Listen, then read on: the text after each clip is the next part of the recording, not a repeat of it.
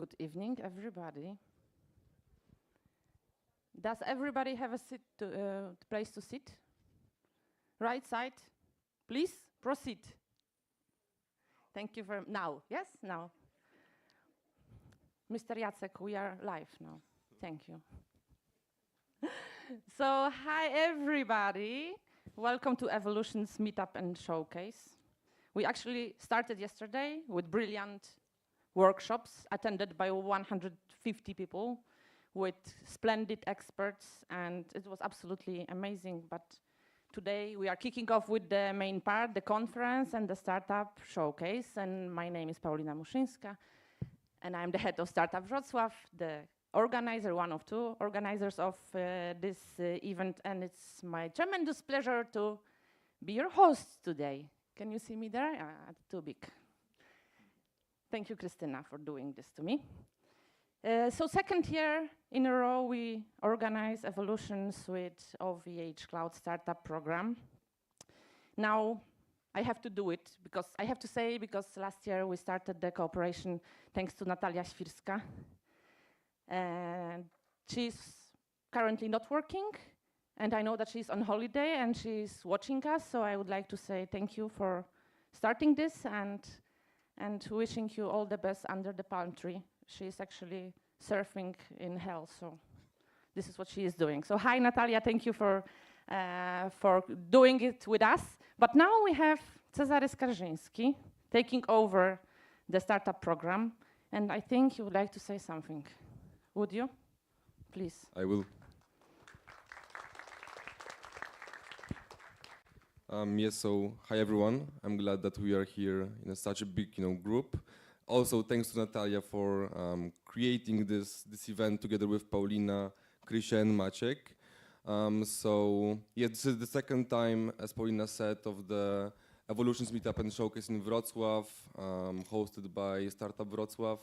And yes, yesterday we had an intensive day of workshops, on pricing, financing startups, business models, marketing strategies. And I hope today, all the startups will have a chance to pitch, to win very good prices, and yeah, wish everybody a wonderful evening. Yeah, bravo for Szarek. Thank you. And now the special guest of the event, the best friend of our startup ecosystem and the biggest support, the Deputy Mayor of Wrocław, Mr. Jakub Mazur. And a big round of applause now for him, for being here, finding time. No best friend? No, that's not true. The best friend is always Paulina and the team, and thank you for organizing this. I have to say, I'm very happy. Every time I have this opportunity, I'm invited, still invited. We won elections 2 months ago, so I have this opportunity to be with you again. If we lost, probably I will come anyway. But hopefully you will find this special vibe, atmosphere of our wonderful city. It's the capital of startups, Polish capital, but we have ambition to become even more meaningful. And I hope that this meeting, and thank you, our partners and people who are supporting us from the very beginning, and especially all those young and old, but very brave people who are willing to change something with their businesses and idea, to share it, to find financing.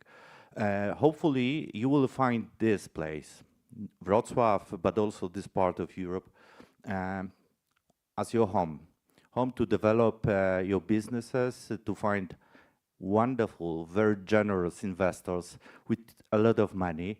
And one day, very soon, you will become unicorns. And I wish you wonderful, splendid discussion and also finding the right way for success. Thank you very much.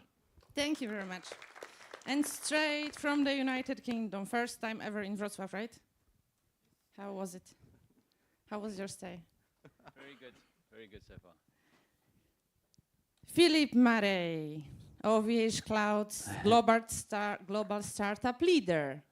That's Round of great. applause. Hi everyone. Great to be here, Deputy Mayor.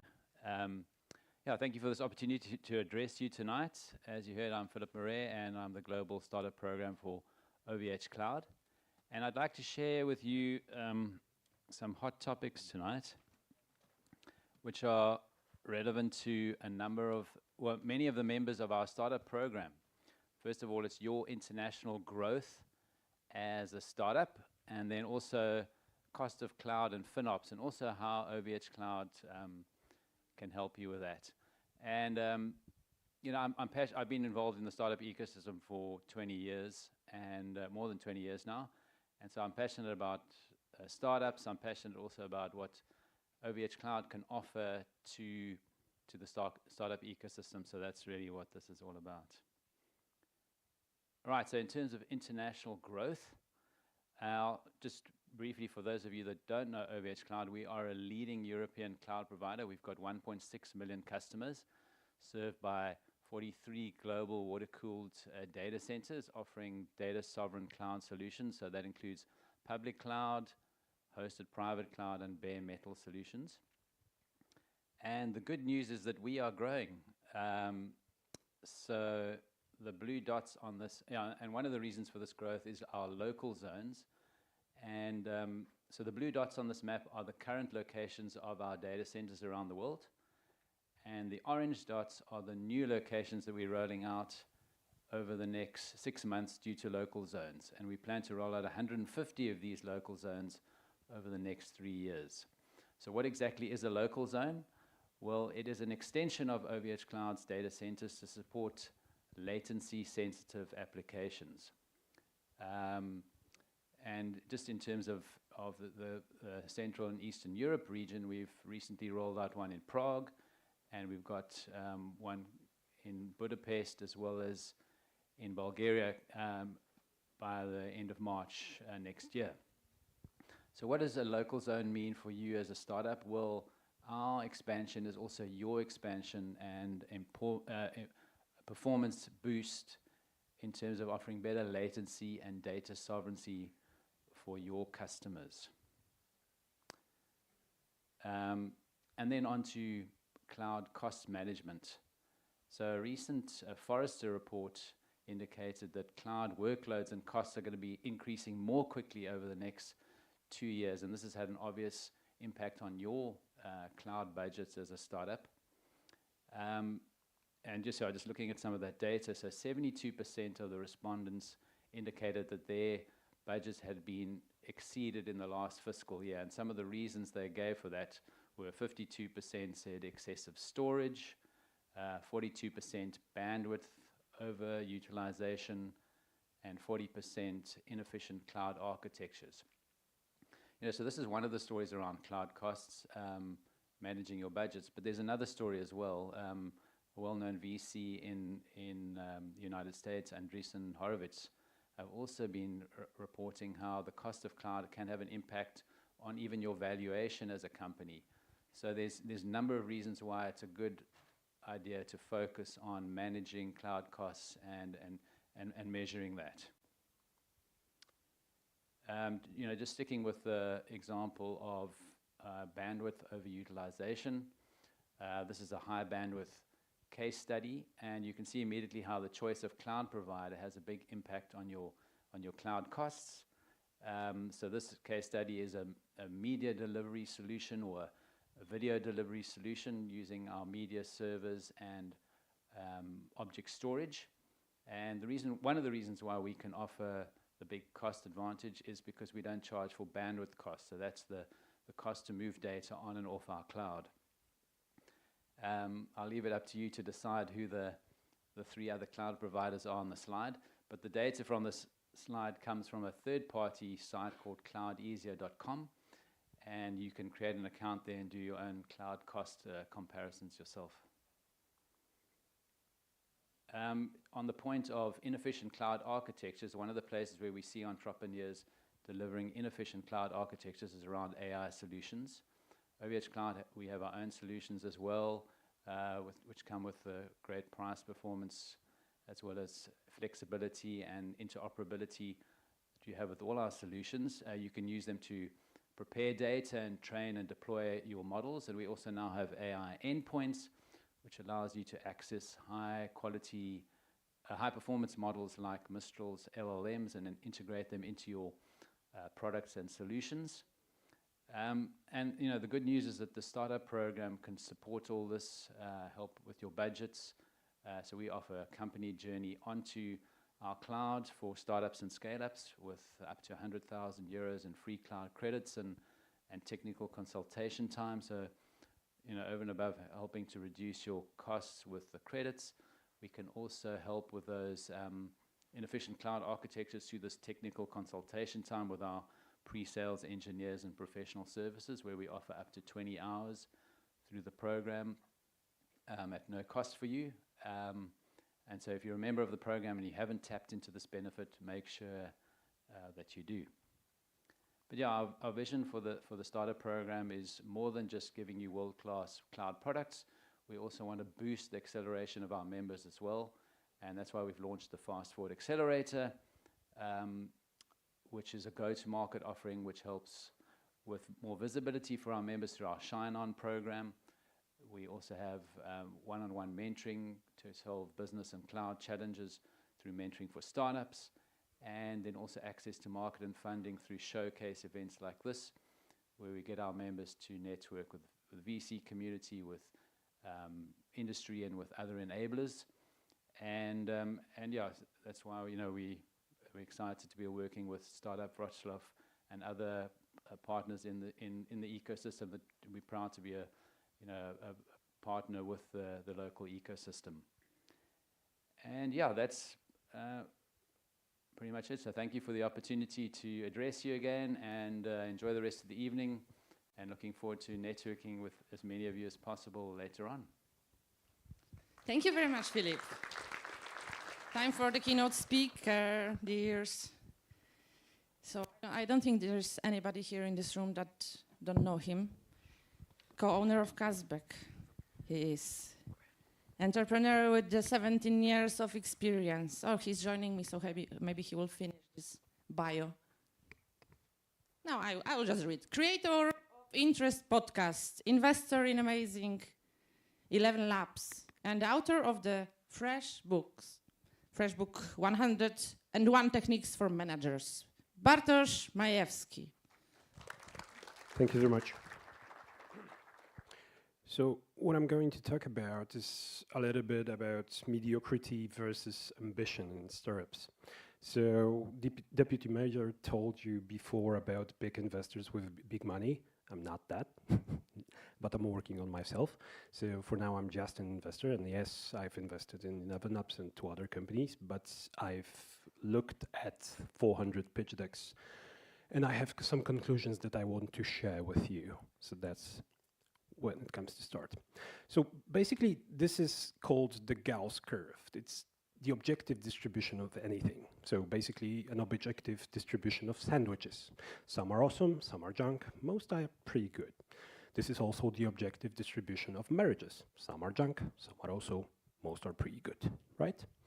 So when it comes to startup, it gets tricky, because when you go to Silicon Valley, the distribution seems like that. Everything is awesome. Some things are pretty good, and some things are just a good start. But something magical happens once you get to an airplane from San Francisco to Wrocław or Warsaw or Bucharest, because things change. And it looks like this. Everything is shit. Even if we like some things about your idea, we still kind of not like it, right? So when I look at that and I think, but how do I evaluate startups? I think that it's something like that. It's not garbage, but it will never get to 10 million in revenue. Then we have a group who is exactly the same, but I need to take the meeting to know that. And then it's shut up and take my money, right? So yes, I have a book, but I want to give you that book for free if you will guess what is the most banal thing, the most cliche thing that someone like me can say from this stage about startup failure. Give me an idea. The most cliche. What? It's okay if you fail. Good try, yes, you've won, but it's not the one. Collect your book after the talk. More cliche. No? Oh, you have it. All of you heard this one. Marcus Aurelius would say that if he were a VC. It's this one. So you're really close, right? So, if that's one of the most cliche things to say, who is right when it comes to feedback they give to startups? VCs from Silicon Valley, everyone from Eastern Europe, me, Marcus Aurelius, who knows? In my opinion, this doesn't exist in startup land. How can we say that 90% of startups fail, or it's okay to fail, if it's pretty good to be mediocre? We can't. You can't reconcile those two things. So, basically this is how it works. Here you're a failure in startup land. Then you are a failure in blue. Then you're a green failure. And then you almost succeed, which is a yellow failure. And then you're awesome. Because 9 out of 10 startups fail. People who are in the competitions of startup are probably starting to get a little bit anxious based on that talk. So the scope of the data I've been gathering for this presentation is that I've read 400 pitch decks, took roughly 50 meetings and done 3 investments. The weird thing is that I don't regret investing or not investing in anything. I don't have an anti-portfolio just yet, probably because my deal flow was shitty. But I decided to fact check my opinion about my deal flow. And I went to InfoShare and I went to a couple of VCs, local and Polish and not so Polish. And I tried to get them to answer a couple of my questions. Is my deal to meeting to investment ratio shitty? Maybe I'm weird, maybe my deal flow is wrong. And they told me 3 things, basically. 1 is basically that my ratios are okay, which was quite surprising. 2 was that, so basically that they have similar numbers, but the quality of the deal flow is also shitty. And 3rd, which depressed me the most, we thought that you're the one who knows.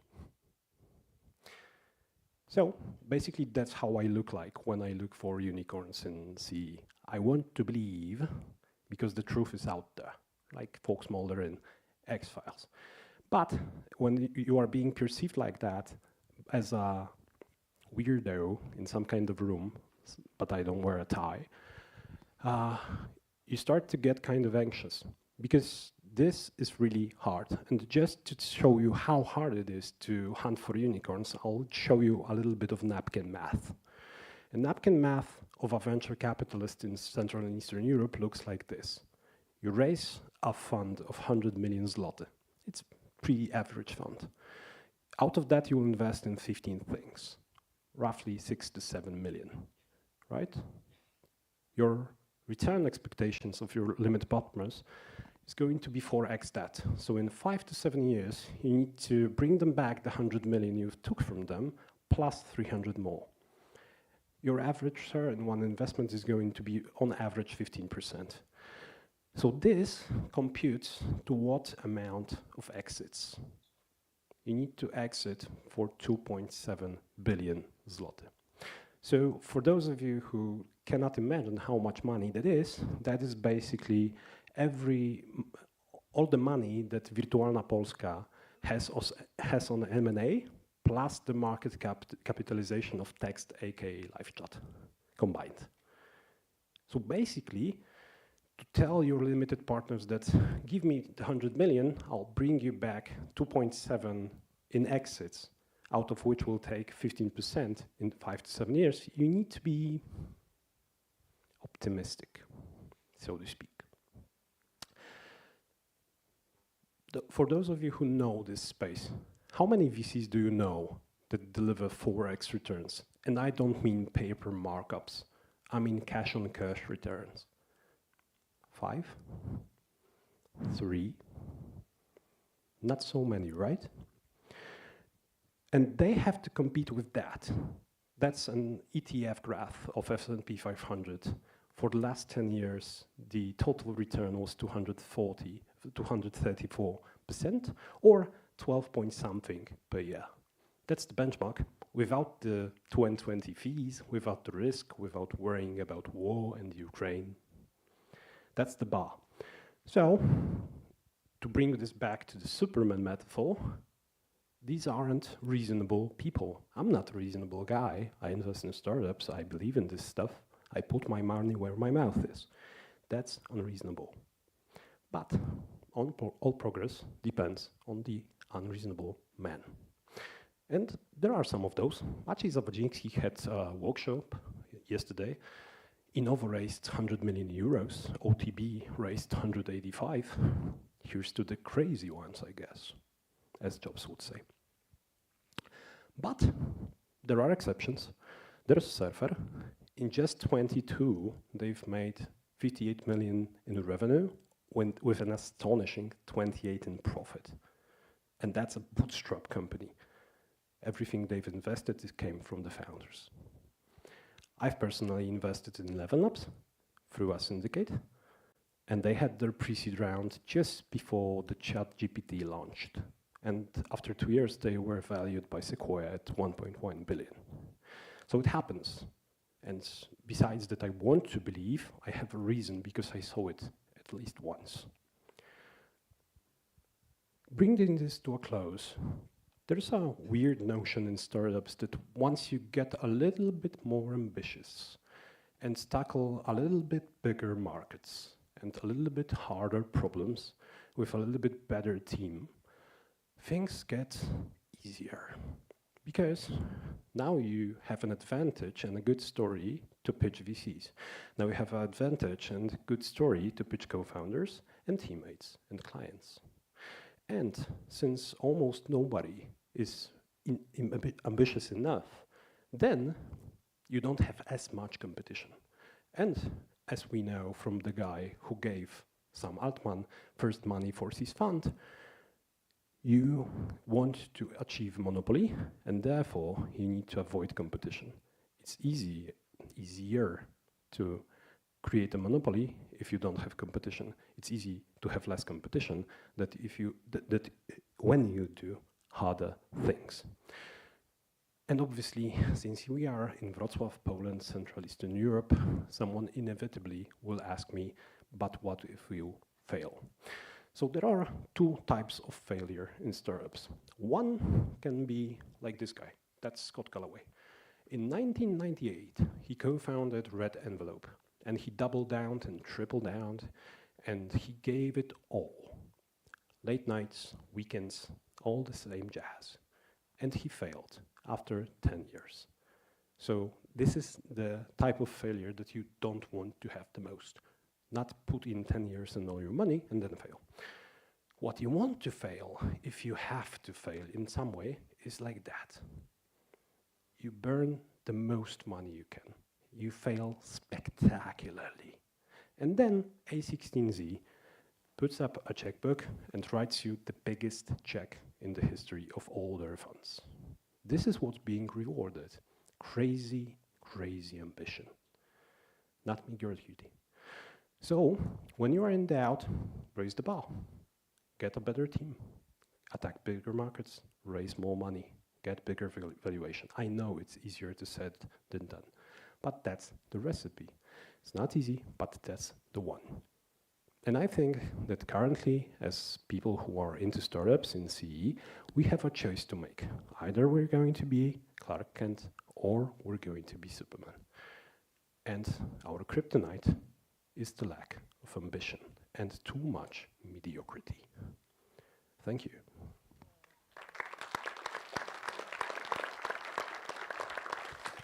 You still have time. Do we have time for questions? You have. Awesome. So, volunteers? I'll give you books. Yes, it's a bribe. Oh, no. Okay, maybe on after party then. No, Ernest is here. Oh. Willing to ask some questions.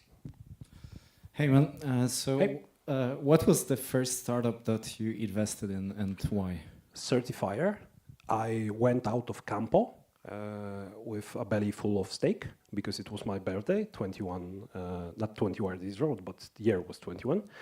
And I've opened a Facebook and I saw that Sergey Budko, who is the founder, basically he posted a screenshot of two $79 payments. And I was like, this guy founded Callpage. He has two $79 payments in one day. I cursed in my mind, so I would say, that's scumbag. He's doing it again. So I typed into Messenger, hey, are you raising any money for whatever that is? And he said, yes, great, send me a pitch deck. I loved the pitch deck, I invested, first money in. And how are they doing today? They've 17x'd the revenue. So pretty good, I would say. Good. Anybody else? I can go up there. Okay, first here, then the other side.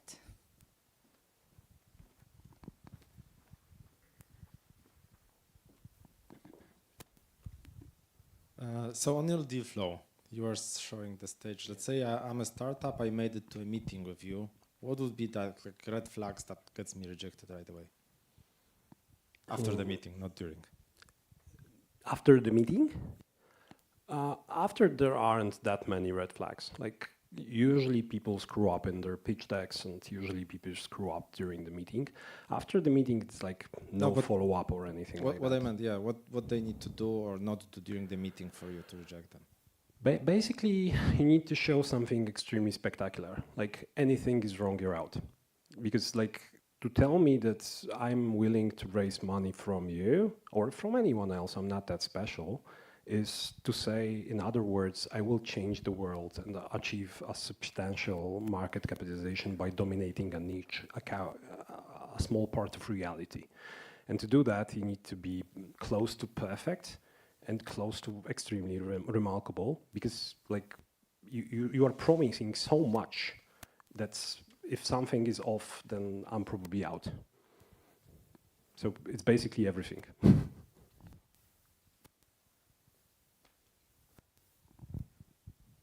Somebody here wants a question.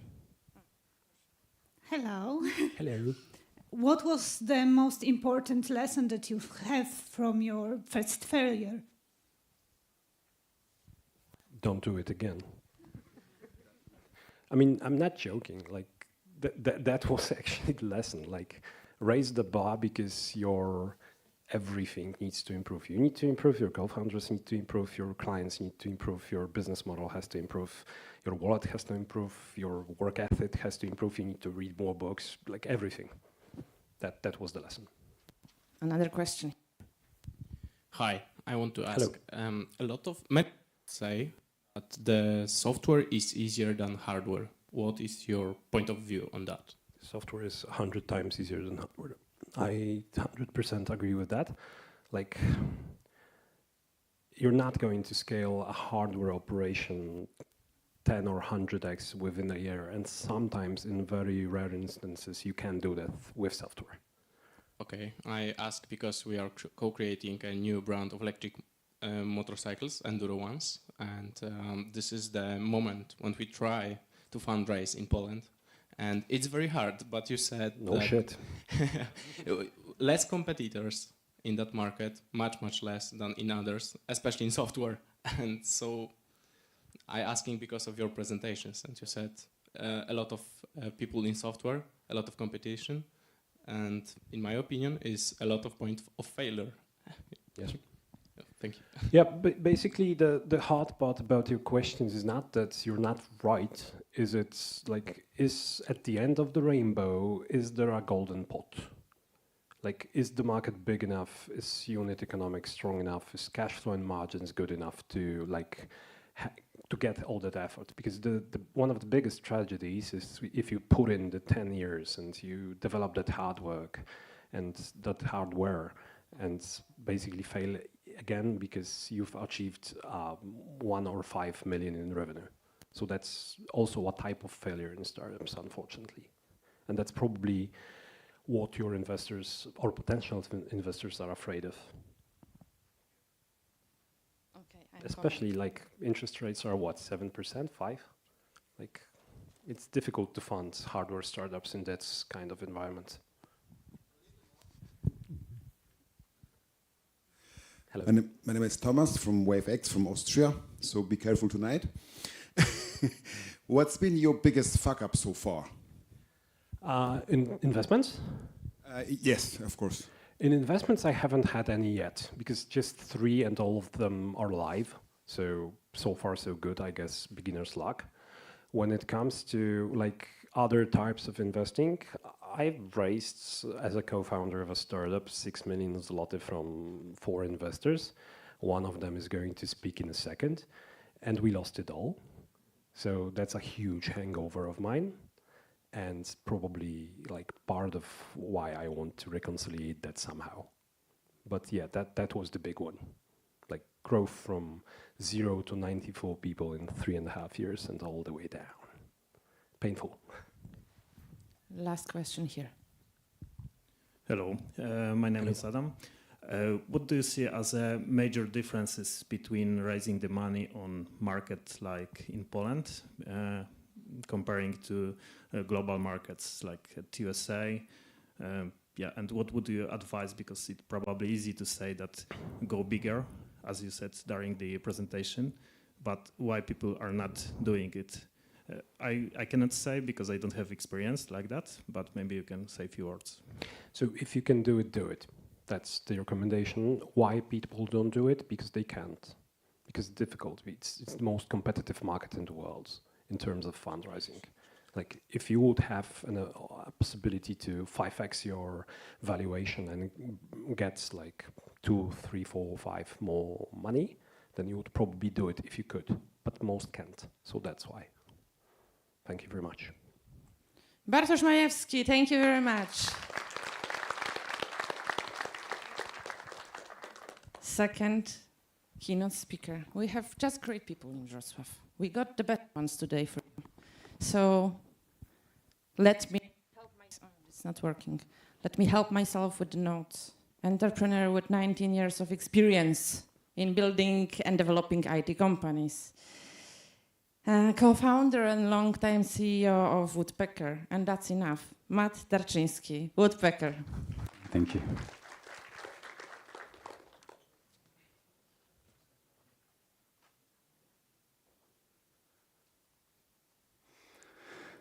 It was 2004 when I was sitting in my parents' living room.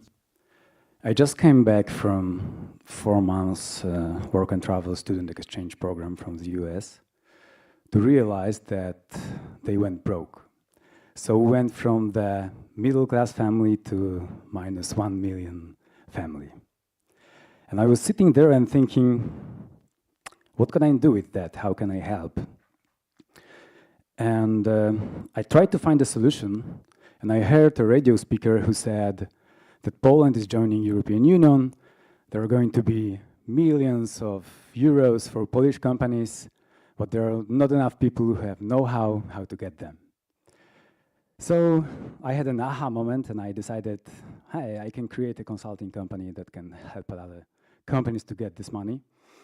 I was after the first year of university. I didn't have any background in that, but I called 2 of my friends, and we started doing that.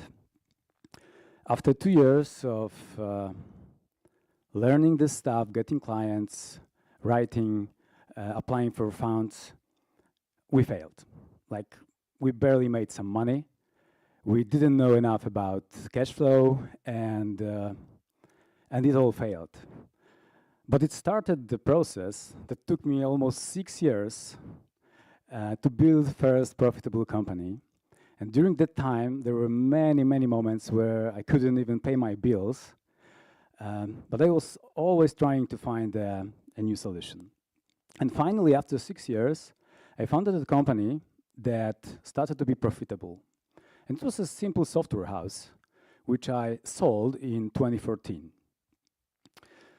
The next year, I co-founded Woodpecker. It's a SaaS, software as a service company that automates cold emails and follow-ups, generally helps B2B companies to get more clients. And within the next 7 years, we scaled it up to 5,000 customers from over 100 countries. And in 2021, we went public. It was IPO on a Polish stock exchange. But it took me 17 years to get there. And when I was sitting in my parents' living room, I thought about a few months. So in the art of start, and I think it's more art than science, the first step is to prepare yourself mentally. I don't believe in overnight success. Maybe it happens from time to time. I remember I thought about Angry Birds because it's quite a simple game. So I thought it took them a few weeks, maybe a few months to create. But I had an opportunity to listen to one of the co-founders a few years ago, and he said that it took them 8 years and 56 games before they created Angry Birds. He said that at the beginning, it was quite easy to ask friends and family to play the first games they created. But after 8 years, when he went home for Christmas with 57th game, the only person who wanted to test this was his mother. But she was hooked for like 2 or 3 hours. And he said, oh, I thought that we finally built something interesting.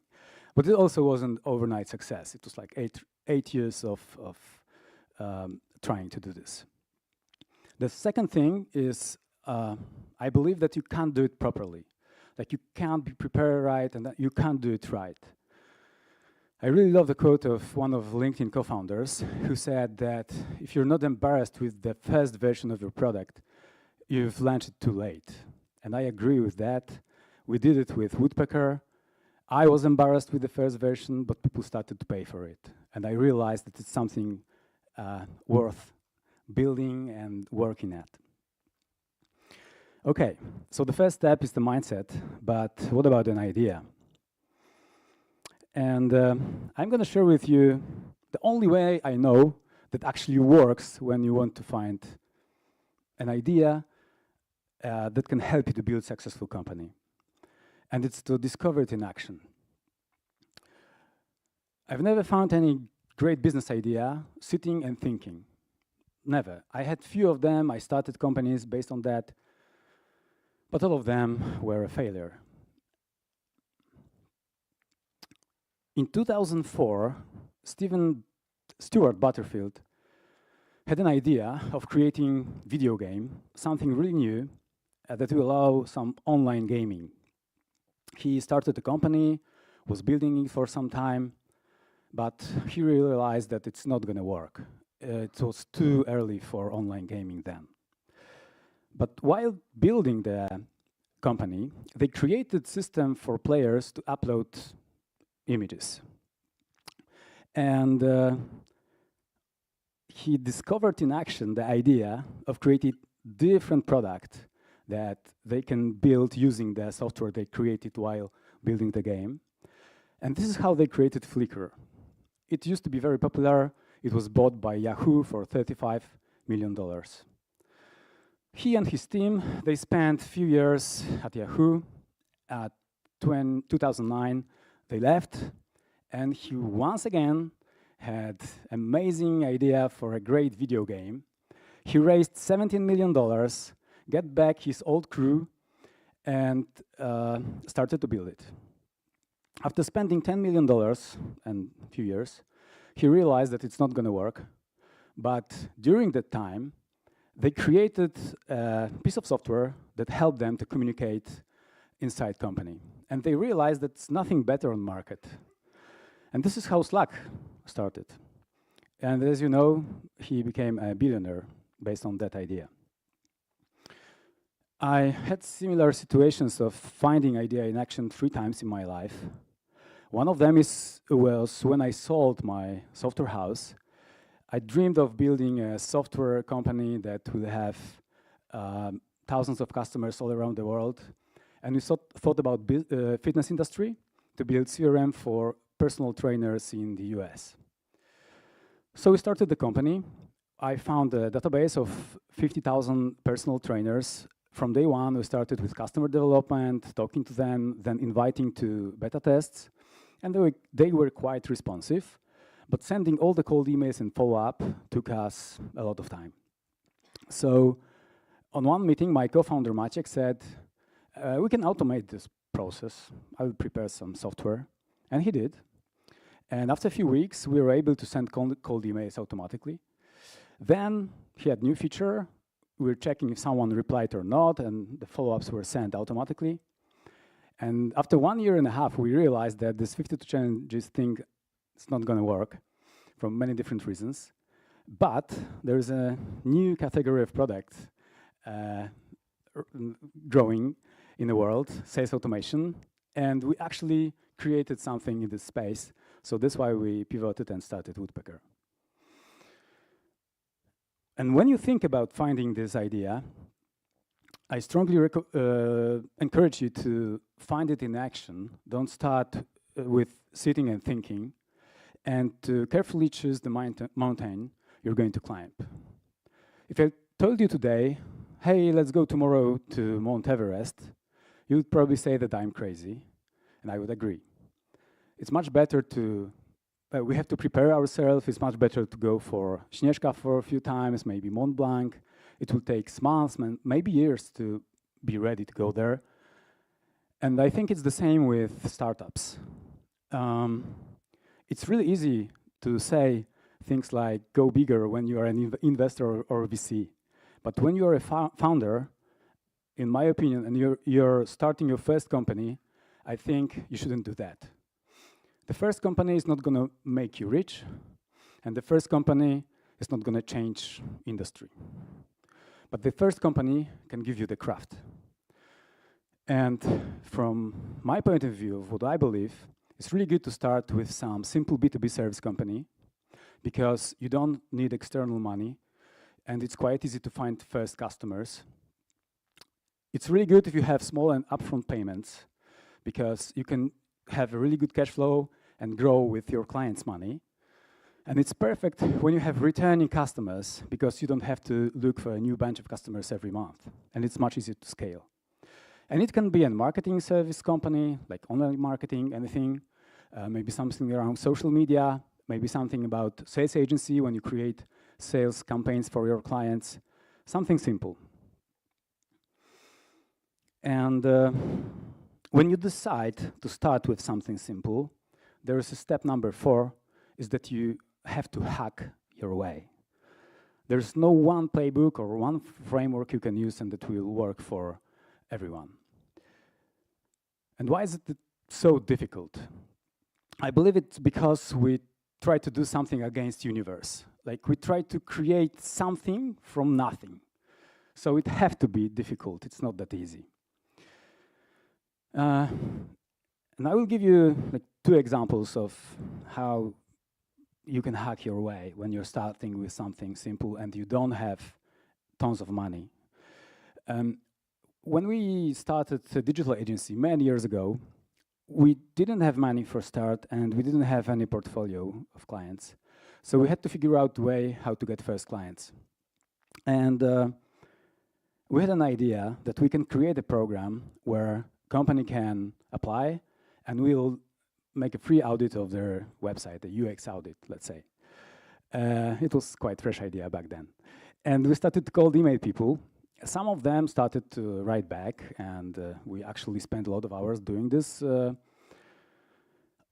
audits. And we don't know how, but some journalist from Dziennik Łódzki wrote about us. And many companies from Łódź and different parts of Poland started to apply. So we spent a lot of hours working for them, and some of them converted to our first clients. This is how we built our portfolio, and this is how it went further. The next story is from a friend of mine. It was many years ago. They wanted to build something like Craigslist in Poland. So they built a platform, but they didn't have people who wanted to sell something, and they didn't have people who wanted to buy something. It was crucial to grow this idea. So what they did, they chose a category at Allegro, And they started to cold call every seller there. And they said a very simple thing. I saw your offer, we have a new website, you can put your offer for free, it will expand you to the new audience. If you say yes, I will do it for you. Many people said yes. They created a script that transfer all the offer text and images to their platform. Then they bought some traffic to this category, and within a few weeks, they had hundreds of offers of people who actually wanted to sell something. They did the same with next categories, and after some time, it started to work, and after some time, OLX bought them. And as I told you, I believe that there is no one playbook, there is no one framework. That's why there are hundreds of thousands of books about business. And but there is one thing that I hear all the time when I talk to founders who actually build something that succeeded, is thinking differently, like finding solutions that are not obvious and having mind opened. And I think it's very important when you start, like to be a bit of a pirate and trying to bend the rules and find some other way that nobody have ever tried before. And when you prepare yourself mentally, when you agree to start with a simple idea, when you know that you have to hack your way, the question is when to start. And I will tell you the old Chinese proverb that says, as you probably heard that the best time to plant the tree was 20 years ago, and the second best time, it's now. So, in my opinion, the best way is to start today with a very simple idea. To start before you have a name of a company, pricing model, founding, co-founder, anything. Just simple idea to start. So start where you are, use what you have, and do what you can. I will give you an example. Starting a social media agency today, for example, let's say helping other companies to run their TikTok profiles. What I would do, I would DM all my contacts, people from LinkedIn, Facebook, or TikTok, everywhere, and post on social media, or leaks, maybe some other places. In DMs, use very simple, straightforward information that I decided to start this kind of company, looking for 5 first clients. If you know anyone, please let me know. But you can say, okay, but I don't know actually how to run TikTok profiles for other companies. And this is the next step I applied myself, is to learn with the first clients. I did it many years ago. I decided to start this pay-per-click agency, Google AdWords agency, and I didn't know if it was a good idea. So I did what I told you before. I DM a lot of people and post it in some places. And this is how I got the first client. It was a very difficult client because it was campaign for a medical health industry in the UK. So I had to spend like 2 weeks sitting many hours every day, and I got like few hundred zlotys for that. But it was the first step. I realized that I can build something from that. With next client, I spent 2 days to create campaign, and then it went further. If you try to build a software, not a service company, for let's say AI algorithm that will convert long-form webinars or podcast episodes to shorts and reels for influencers, I strongly advise you to use this concierge method. Don't look for investors, co-founders, or anybody. Start with finding influencers you can work with, trying to sell them for the price you want to have for your product, let's say $50. And if they say yes, do it yourself or pay someone else to do it. When you will have 5, 10 people who agree to that, it will be much easier to find investor, and it will be much easier to find technical founders. But what if you are prepared mentally, you know you have to hack your way, you have your idea, but you don't have time? You can use my 6-2 formula. It says, spend 2 hours every day for the next 6 months. And do what you can. Like DM people, tell them about that, work with first clients, learn that stuff, and trust me, after the 6 months, the magic will happen. I'm a bit of a dreamer, and I believe that it all starts with a dream, with the right mindset, and a pitch of courage. And I hope that I managed to share a bit of it with you today. Thank you. Thank you very much. And I think we have 2 minutes for one question. Anybody? Anybody? I can't see. Do you have any quiz? Any books? Any treats? Maybe we have one. Maybe we have one extra from Bartosz. Okay, Ernest. Ernest, is it you? Yeah. Ernest Szydelski, Hastro. Perfect, thank you. So Matt, question. Are you starting any new companies? Any plans for now? No, not now. Why? The short answer is there will be a time for that. You should start today. I started something, but it's not a company. Okay, one more. Since they are preparing the stage for the panel discussion. Oh, I'm gonna.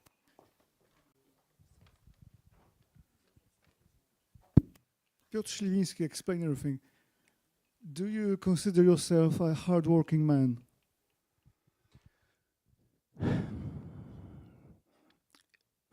For many years, no. I was working hard, like people said that, but I never felt like doing that. Last 2 years, yes. So that's why I decided to make a change. But I think the working hard is it's not exactly what we need. Like, of course, you have to put a lot of time, but there are a lot of hardworking people out there who don't have results. So. Thank you. Matt Tarczyński. Thank Thank you you very much. And I'm gonna slowly go and catch Tomasz, Szarek on my way. I am on your left, behind. I am coming to pick you up. Panel discussion. What is the real demand coming from the market around generative AI? Would you like to introduce your panelists? I can, of course. My pleasure. I'll have to take my... Mine, yes. I can use yours. Okay. So we're having the panel now. I will have the great pleasure and honor. I will have the great pleasure and honor to moderate that using your notes. My guests, Aleksandra Nowak, Head of Product, IDENTT. Please welcome. My second guest would be Anita Zbieg, co-founder and CEO of Network Perspective. My third guest, Agnieszka Suchwałko, CEO and co-founder of QuantUp. Hi. And last but not least, Michał, Brandstatter, AI and Data Competency Leader at EY. I can hand you notes. Thank you. And now, once again, to tell you the truth, I'm pretty honored to moderate the panel.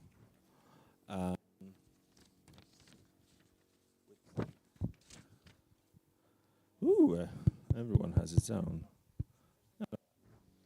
I can use yours. Well, it's as I said, it's an honor to moderate the panel with such great panelists. But the only thing that disappoints me, it's the topic, because it's AI. I mean, for the last year, each panel I go to is about AI. So in order to make it more attractive, I decided to play a sort of like AI skeptic role today, and I will let you guys to convince me that AI is really a thing? Because honestly speaking, I mean, it's 1.5 years since the real AI boom, and I'm still here. I have my job. I didn't lose it. AI didn't destroy me or replace me, or the other way around. So is it really such a thing these days? And the first question I would raise would go to Anita and Agnieszka, is from your opinion and experience, what is the actual future of development and of AI? And do you think that this is really an issue that one day we would be replaced with AI? What do you think? Anita. Maybe I can give you the answer from survey questions for more than 30,000 people. For that question, would it be enough? So the fear is, like there is a research done by Microsoft. Mm-hmm. Will AI fix the work? It's not about it. Will AI replace the work? And yes, the fear is, and 50% of respondents fear about the future because we don't know exactly how is it going to look like. But on the other side, 70% of people hope the AI will fix manual or repetitive tasks for them. Okay. Agnieszka, what about your opinion? You say it's like 1.5 years for you, and it's over 15 years for me. So I can tell you that if it didn't happen for 15 years, it will not happen. On the other hand, for the last 15 years, we've been trying to automate or make sure to mitigate any risks that consider human errors, the stuff that are boring for people, that are repeatable, and we do this still. What's the problem with the current AI? Well, it's not repeatable yet, at least not enough to use it for business. On the other hand, what we want is somebody to do our dishes, to do our laundry, maybe to write some emails. We want to do stuff, and we will do it for many, many years. Many things will stay. Interesting things that can be taken by AI. For example, it can be used in clerics, in churches.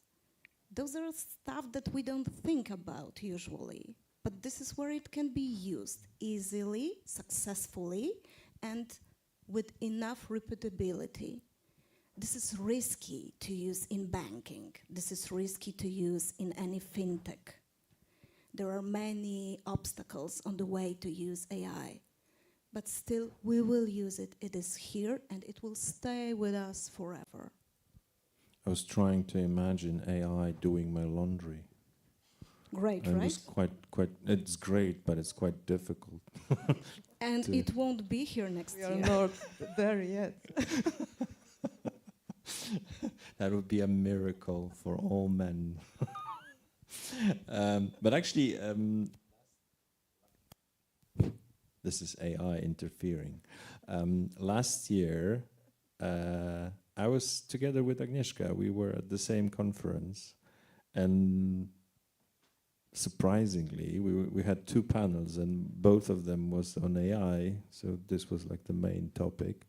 But honestly speaking, since November last year, there was not, I mean, publicly, from a public perspective, there was not like a huge step. I mean, we experienced a few of versions of ChatGPT, and people, when you talk with companies and you talk with investors, they usually say that soon we would have the valuation of the companies that are based on AI, and this would change the market because some of them would appear as with no value. So my question would be, about the forecasts for the future development and the application of generative AI, and this would go to Michał. What are your opinion? What is your opinion on that? Yes. So first of all, actually, the big proud actually to be here. So the first fact. Fact that you are kind of skeptical to AI means that actually by default you hate me because I'm leading the competency of AI and data. But actually, fact is that definitely it changed the infrastructure and actually the way how we are currently constructing the application. So the first part I'm going to mention is something about the application itself and how AI will evolve. But the most important is how the infrastructure will change. So we know that from GPU point of view, it consumes a lot of the electricity and uses a lot of energy, right? Probably you saw or you are going to see, because it was one of the best conferences I saw in my life, about the CEO of NVIDIA. He mentioned about actually how they are going to accommodate all of those GPUs to make them more power to consume all of those large language models. Definitely that will change. So we know actually that not only, we are also going to say that actually sky is the limit. I think so that there will be a limit in regards to GPU. Probably something will going to happen with quantum computing, because definitely that will revolutionize actually how AI will be consumed and how all of those models will work in the future. The second thing I think so is around regulations of AI. The hot topic currently, we know that there is a AI Act currently supervising that you are not capable to produce anything you would like to do within your company. It is basically really well regulated, and I think so that is going also to evolve, not only the infrastructure, but also from the regulation point of view. Around the AI future and applications, for me, definitely the first thing, the most important is to ensure that we are going to have those models dedicated for business domain. So really trained, well model to ensure that they will return a good output for our clients. I think so the second part, most likely also the multimodal actually AI engines who will be able and capable to answer multiple questions and do multiple things in parallel. So currently we have such applications like OpenAI ChatGPT. It is the chat. We have OpenAI Sora, which is dedicated for video. We have Beethoven AI, which is basically dedicated to create audio. I think so that now there will be a trend, if it's possible and capable, to create a solution which basically brings all of them together. I think so that the next thing, maybe the last thing I'm going to also mention, never say it will not happen. So this is, I think, the most important whenever we are speaking about the AI, never going to say that will not happen. There is a great mind, one of the chief data scientists for Meta. His name is Jon LeCun, experienced guy of more than 40 years of experience in AI. He mentioned 2 times, AI will never beat the people actually with the chest. I think so a couple of months after, won it actually. I think so that people said also, and the same guy said, that actually ChatGPT will never pass the Turing test. Turing test is, by the way, actually to ensure that if you are interacting with AI, if you are able to understand if you are talking with the human or AI. ChatGPT already passed, or actually maybe not the pass officially, but many people saying that actually it will pass. So I think so that it will be actually the future. That first of all, we are not going to send. Yeah. Yes, it did last year actually. I think so. Even the version of ChatGPT 3.5, right? So the future, I think so, is really bright on our side, but definitely also it also engage actually a lot of the activities around the investments, about this kind of the business kind of the driven domain around the AI, and the models especially which are covering actually all the aspects of the domain. Well, that was my experience. That actually now wherever you go, you find the AI option. I mean, when you write a post on LinkedIn, there is the AI assistant to redraft it for you. When you do the recruitment program and you have the website for recruitment purposes, there is the AI assistant to choose the best candidate for you. Although you always have to agree for that, because there's the risk that the outcome might be a little bit surprising, as we know from practice. So this is something that we face in our. That's still interfering, or AI, or wherever we go. So this is something that we experience in the private life, but the question about the companies, how the business and the companies are using AI to stay competitive on the market. If you can follow that, Michał, because I think this. Yes. So very important topic actually. I think so the most important is to understand that AI going to augment all our work. So it does not mean that for all the kind of the work we are currently doing, it totally replace the people, but rather augment actually people, like, for example, engineers in my company, to make our work better and faster. And these are kind of the facts. So for example, if my developers currently using the GitHub Copilot together with ChatGPT, their performance and efficiency increasing approximately around 30%, which means that if you're, for example, a simple SQL developer, also with some specific Python basic skills, using actually those two AI technologies, you can be faster on your project. So personally, for me, it basically just increases kind of the technology and overall kind of the evolution we currently have. The another thing is that currently I think so that a lot of the companies struggling, which of them should basically properly be on this kind of the war of the technology, right? So each of the company trying to beat, so they are in this kind of technology race. And they would like to invent some new solutions. So as I previously mentioned about the domain-specific models who are basically capable to do such things. So for example, reading the emails you already mentioned, right? So a lot of people, so I'm working in huge companies, I'm really receiving on a day really hundreds of the emails, right? It would be really nice to have some kind of the specific ChatGPT who can consume all of them and present for me some kind of the executive summary, what is really content of them and on which of them I should focus.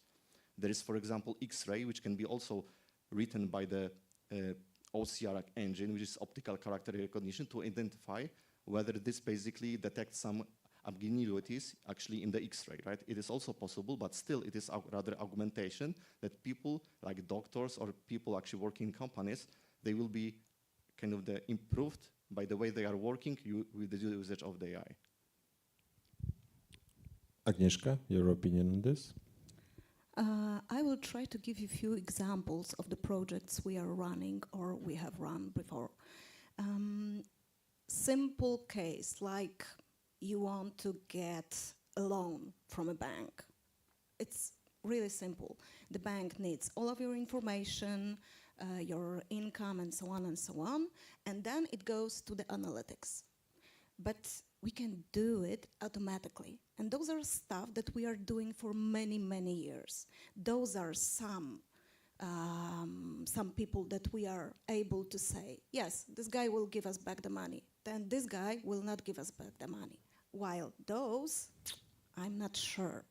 So we can simply automate those that will be giving back the money, those that will not, while those that are doubtful will go to human to make the decision and to take all of the risk. We won't take the risk, we won't give the risk to the AI.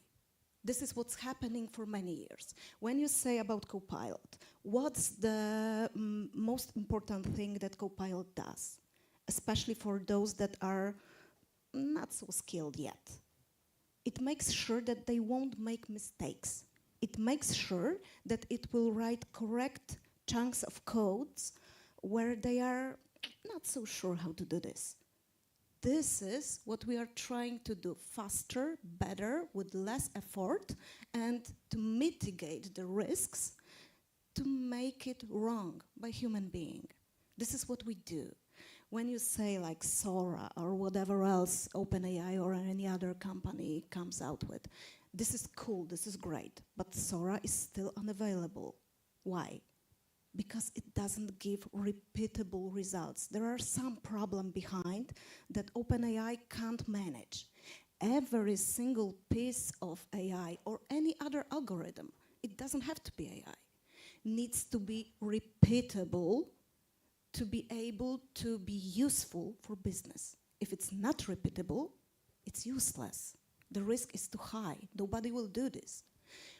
This is, I've been asked a week ago, maybe 2 weeks ago, about a project that failed for us. And I had really hard time to find an example for this. For the last over 10 years or about 15 years, all of my AI or data science or statistical projects fulfilled the measures that we decided that are for the project to be successful. So which project didn't go well. There was a single one in whole my history. And it was about, from the financial domain. There were traders. Those traders were using algorithm, and this algorithm was about to determine what will be the price of some finance instruments. What they did, this algorithm had multiple parameters, and to make sure that the finance risk will be as low as possible, they set all of the parameters almost always to the same values. What came out of it? Exactly the same results. We didn't see in the data any failures. We didn't see in the data any successes. Everything was constant. This was only project in my career that we didn't make to apply to use it, because the data was constant. We couldn't change human beings for the machine because it was enough to take the algorithm they were using and to fix the parameters, and that's it. So when it comes to AI, when it comes to predictions, any kind of predictions, doesn't matter what kind of algorithm we will use. For business, it is most important to make it repeatable. This is what business needs, to make sure that the outcome will be something they expect it to be, not something that LLM comes up with like hallucinations. This is useless, this is pointless. So to be honest, when companies try to apply AI, it doesn't have to be AI. It can be statistics. It just needs to be useful. They need to pinpoint exact spots where human being job is something that can be automated. Whether there are algorithms that can be applied there or not is a different story. But they need to nail exact what's their need. Then we can think of it. Okay, thank you. And maybe one more thing to add, because you mentioned that you are skeptical to AI, right? Well, I'm playing a skeptic. You are playing, okay. So you're a good player. That's then. different. It's totally different, yes.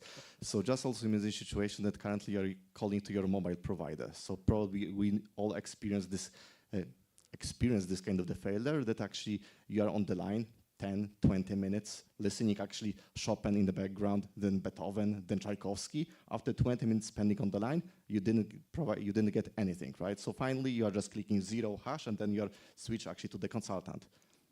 The voice bot, augmented by AI, can basically listen you for the first minute. You can complain, do whatever you want, and actually that can return some kind of results. I understand you. This is actually the solution we can provide. Or if it does not understand you properly, then automatically switch to the proper consultant. But isn't it that the first part that is AI generated would make me furious even more? Well, try to order something at KFC with the AI generated assistant. It's pretty difficult. But probably you forgot to say thank you, AI. That's the magic word. I would like to come back because we have a part of the panel that is referring to those competitive parts, and I would like to ask maybe Anita to tell me a little bit. Do you really think that the usage of AI would be the key part of being a competitive company very soon? Because this is, I think, what we learned. I think there are two parts here. The first one is how does your company use AI internally to move faster, process more information, or narrow down the information, or many things. And the second one, how is it building AI into the products they create? And we do both as a startup. And internally, AI is helping us to do a lot of things faster, with more fun, I would say. and in a way we haven't done before. Here is one example. Right now we onboard a deep learning engineer programming in Python, and the girl is onboarded by very experienced .NET programmer, developer, that knows like the product and the data we process very well. How do they communicate together? Like they are talking or they are writing as tasks in Jira?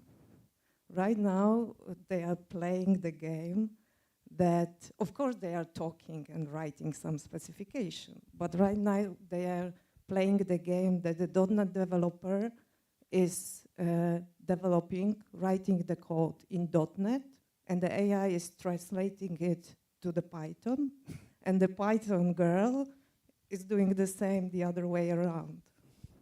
So it's fun. I would say new things are emerging out of this. They are both learning new programming languages, and yeah, and it's quite good, I would say, experience. This brings me a history I've heard from one of our clients. He's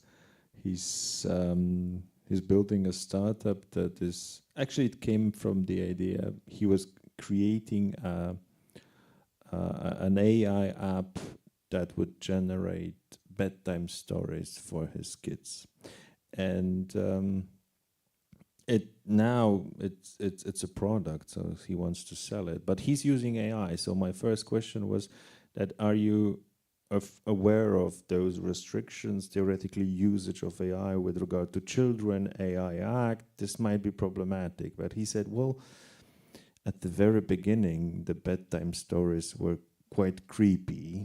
So they created one tool based on AI that would write the bedtime stories, and the other tool based on AI that would correct the bedtime stories. And they were just talking with each other, creating a perfect bedtime story.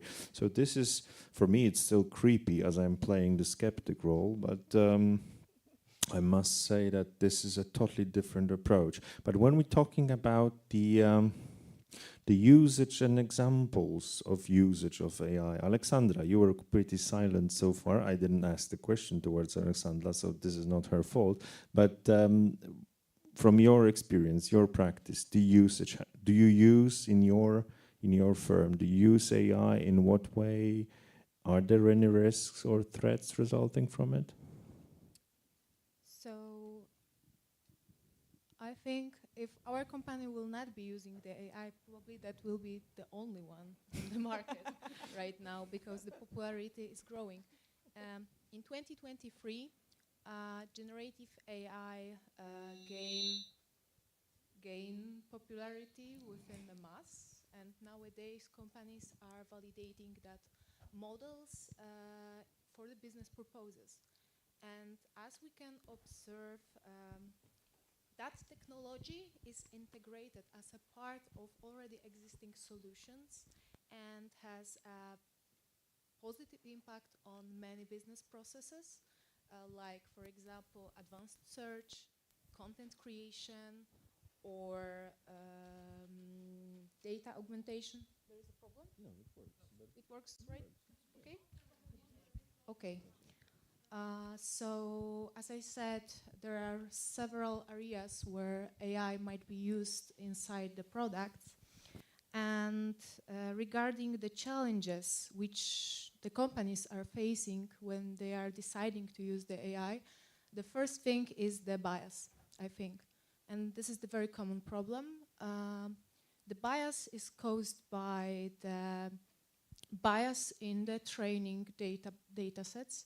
And the one thing how we can handle that is to take care about the diversity in our data sets, to protect ourselves before the situation when the model will be returning the unfair output.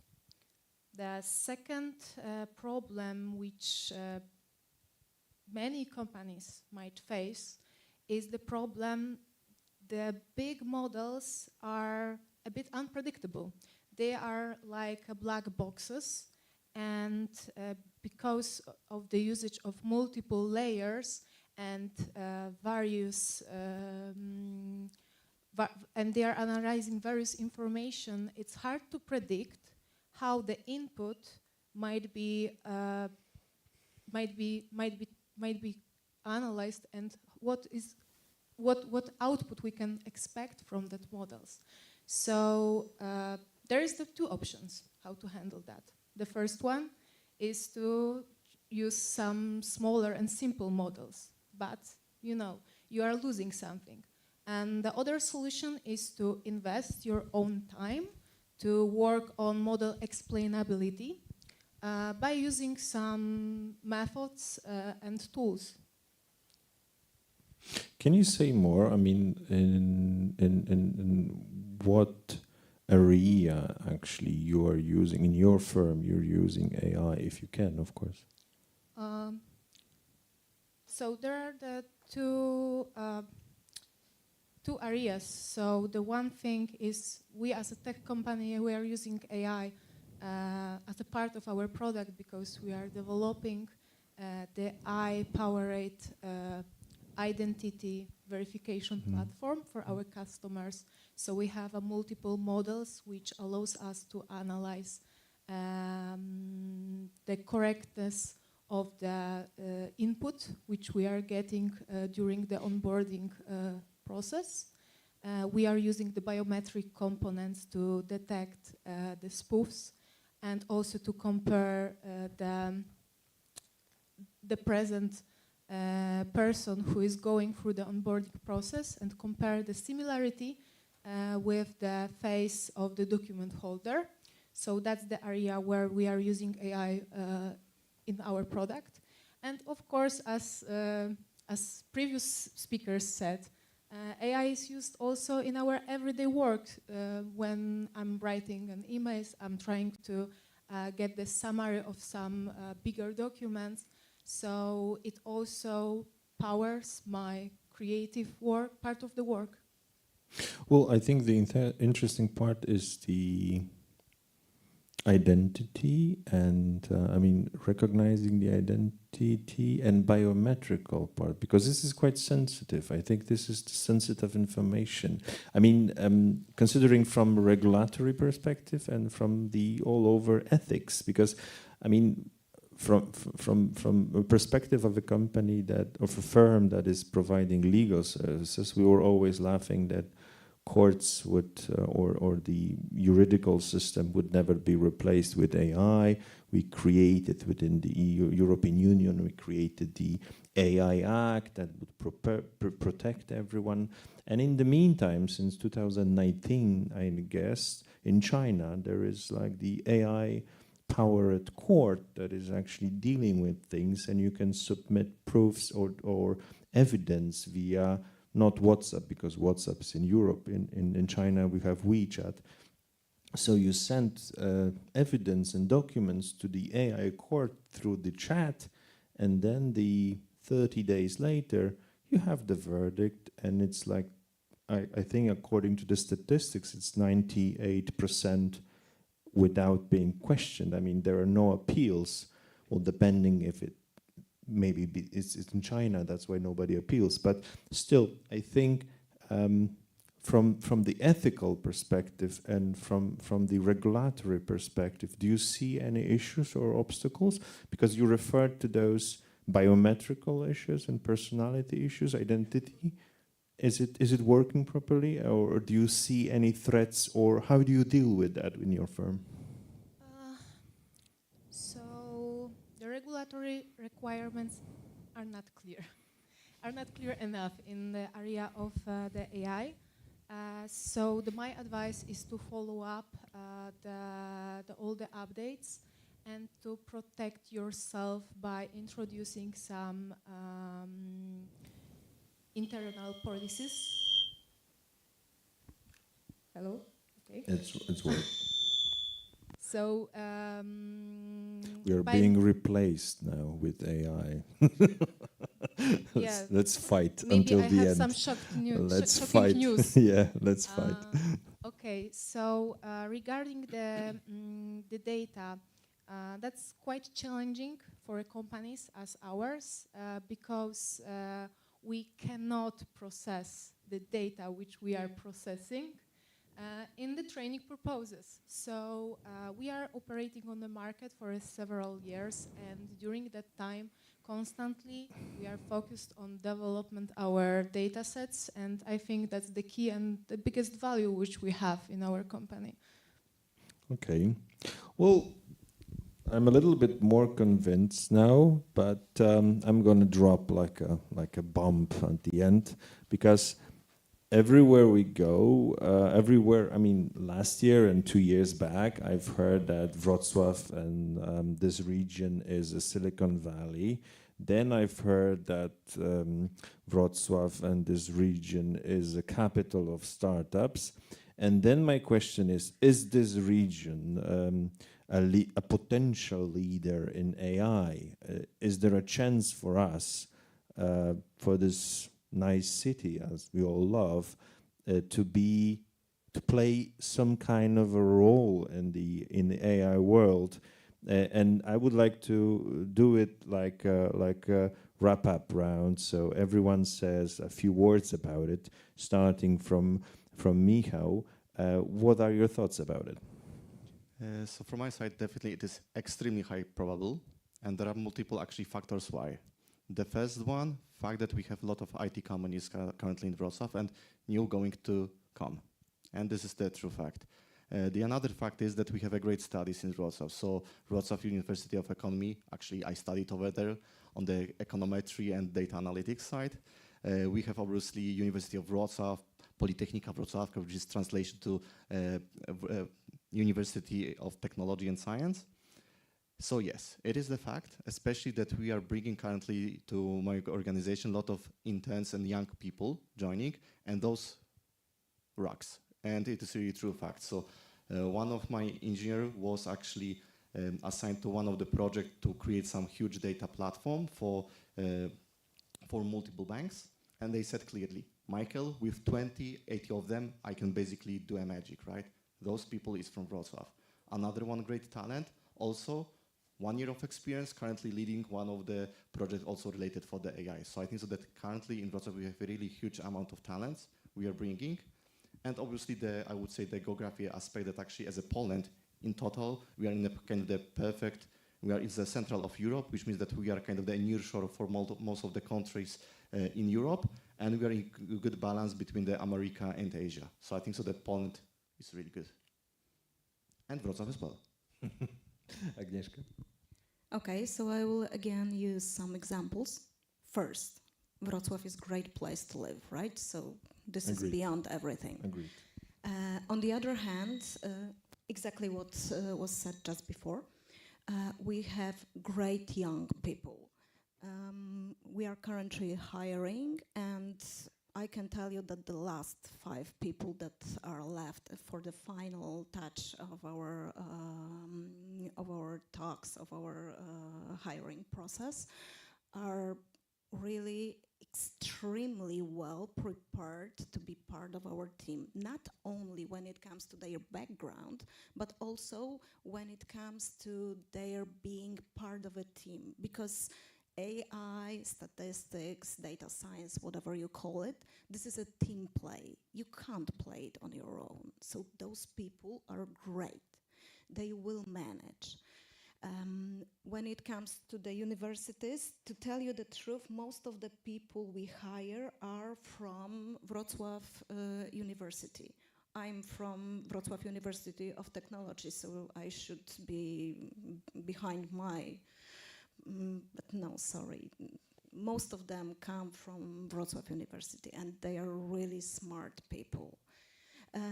The last example, we are dealing with such problems as just before Ola said. For example, AI Act writes straight that when it comes to biometrics, we are not on the safe side. But we also had the problem and we dealt with it. We came up with the solution and we made it two-factor solution. So first of all, we tried to identify the person, not exactly who it is, but just to check out whether the person is in our database. Because if the person is in the database, we are absolutely safe. We can identify it, right? We can say whether this is Ola, Anita, or whoever else. But if the person is not in the database, then we have to drop the data. So if we can come up with solutions like those, why we can't be best, at least in Poland? We can. And I think in some spaces we are. It's very positive. Anita? I would maybe tell you a little bit about my experiences as a co-founder of a startup and how do I experience Wrocław. If you think about Wrocław and other cities, for example, in Poland, I think that the kind of secret sauce here is all about keeping short interpersonal distance. And like, when you think about it a little bit deeper, like people here in our city, they are quite behaving very close, keeping very close distance, even though they are from different domains, they are from different hierarchy levels in companies, and they are from totally different worlds, any way you would like to define it. And I think it's a kind of door opener for the rest of it. So this short distance, it's a kind of door opener for changing, exchanging different cross-domains ideas, learning from more experienced people. In a way, you feel like a partnership, listening to the not so experienced people, but with quite fresh minds, etc., etc. And I really experience it here, and there are really other cities where I experience it in a totally different way. Can you name one of those? No. AI will. No, AI. ChatGPT will name it. Aleksandra, your last chance to share your thoughts on Wrocław. As a last speaker, what I can say, I agree with this previous speaker, but what I can say in addition, the one advantage which I see here is the business accelerator which we have here. So we have a mix of very brave young people who decided to run their own startups. Part of them are focused on the AI solution, and with this boost of the acceleration, they are able to gain success here in Wrocław. Thank you. I mean, we, as a person that was born in Wrocław, my experience is that you really learn how the city is actually when you speak with people who came here for the first time and you ask them and they tell you, this is a great city. I was like, really? I live here like for 45 years and I never said it's a great city. I mean, I like it, but from this perspective, never looked at it. Thank you for joining this panel. It was a great pleasure. I'm still skeptic, but that was my role for tonight. Do we have a minute or two for questions from the floor? 7. 7 minutes. Yes. That means we have 7 questions.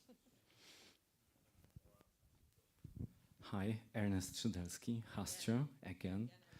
So I have a question to Mr. Tomasz Szarek, because you're oh my a lawyer. God, I'm the moderator. I know.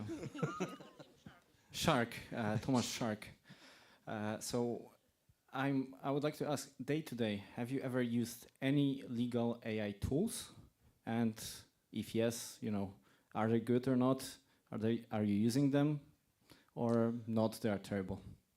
Well, honestly speaking, I do not see too many effective, strictly legal tools based on AI. I mean, we are testing as a large number of tools based on AI, and the ones that are dedicated for legal business are, apart from yours, are not, but we are not testing yours, are not actually efficient. What I would say is that, I mean, we are using AI, but mainly in some smaller areas. For example, all the translations that we do with the big documents that we use, this is based on AI.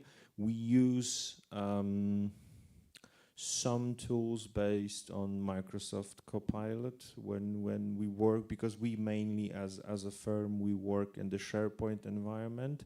So we see that day by day it is being implemented in the SharePoint environment. So theoretically, one day we might say, please check all the efficient emails that my employees send, and we're gonna get it.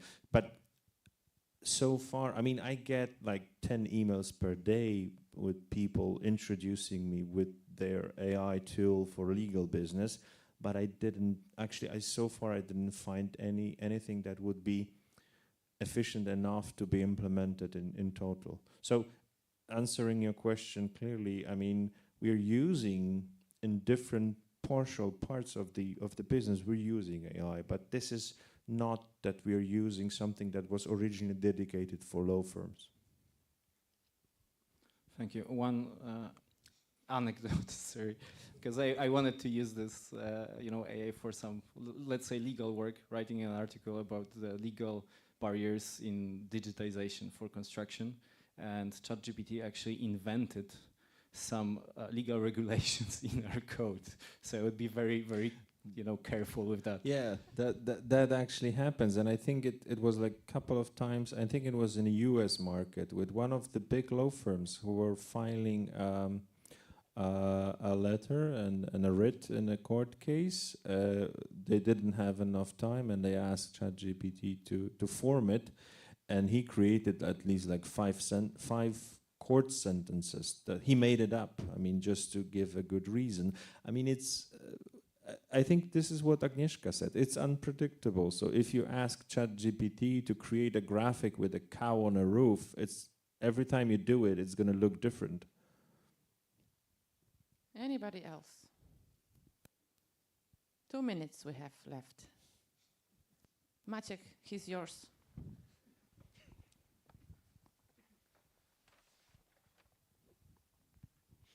Hi, Carlos here. One question to every one of you. It's going to be a very short one. If you were to start a new company on AI, in which industry would you do it? Like, what do you think is the greatest opportunity right now? For example, fintech, insurtech. If you could go more specific, even better. So we start with Tomasz, maybe. Once again. I'm the moderator. No, it's fine. I would combine it with the question from Ernest, because I would say, if I would do, I mean, I'm not from IT. I'm a lawyer, but knowing the issues and problems we face, I would really like to start a startup for legal business based on AI, because I think I would replace like 30% of my people in the firm with AI. That would be a very cost-efficient move. But honestly speaking, I think there is, and seriously speaking, of course, that there is a huge potential in that. Although, considering what my panelists said already, I think the chances to open, or the fields where you can open a firm using AI are like unlimited, because I think in each of those businesses you can use AI. Aleksandra. So sorry for disappointing you, but I don't have the exact answer for your question. But what I can suggest, find some areas where the work is repetible, and you can find to figure out how AI might improve this part of the work. Thanks.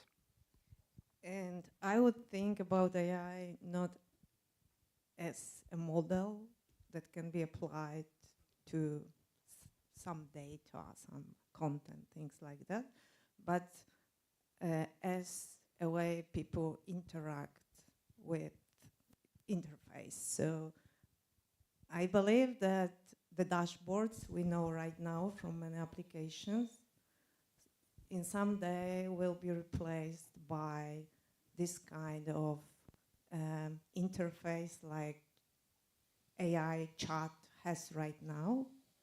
And it will be like a common way of using many apps or using just an app, not searching through the dashboards and finding informations by your own, but asking questions.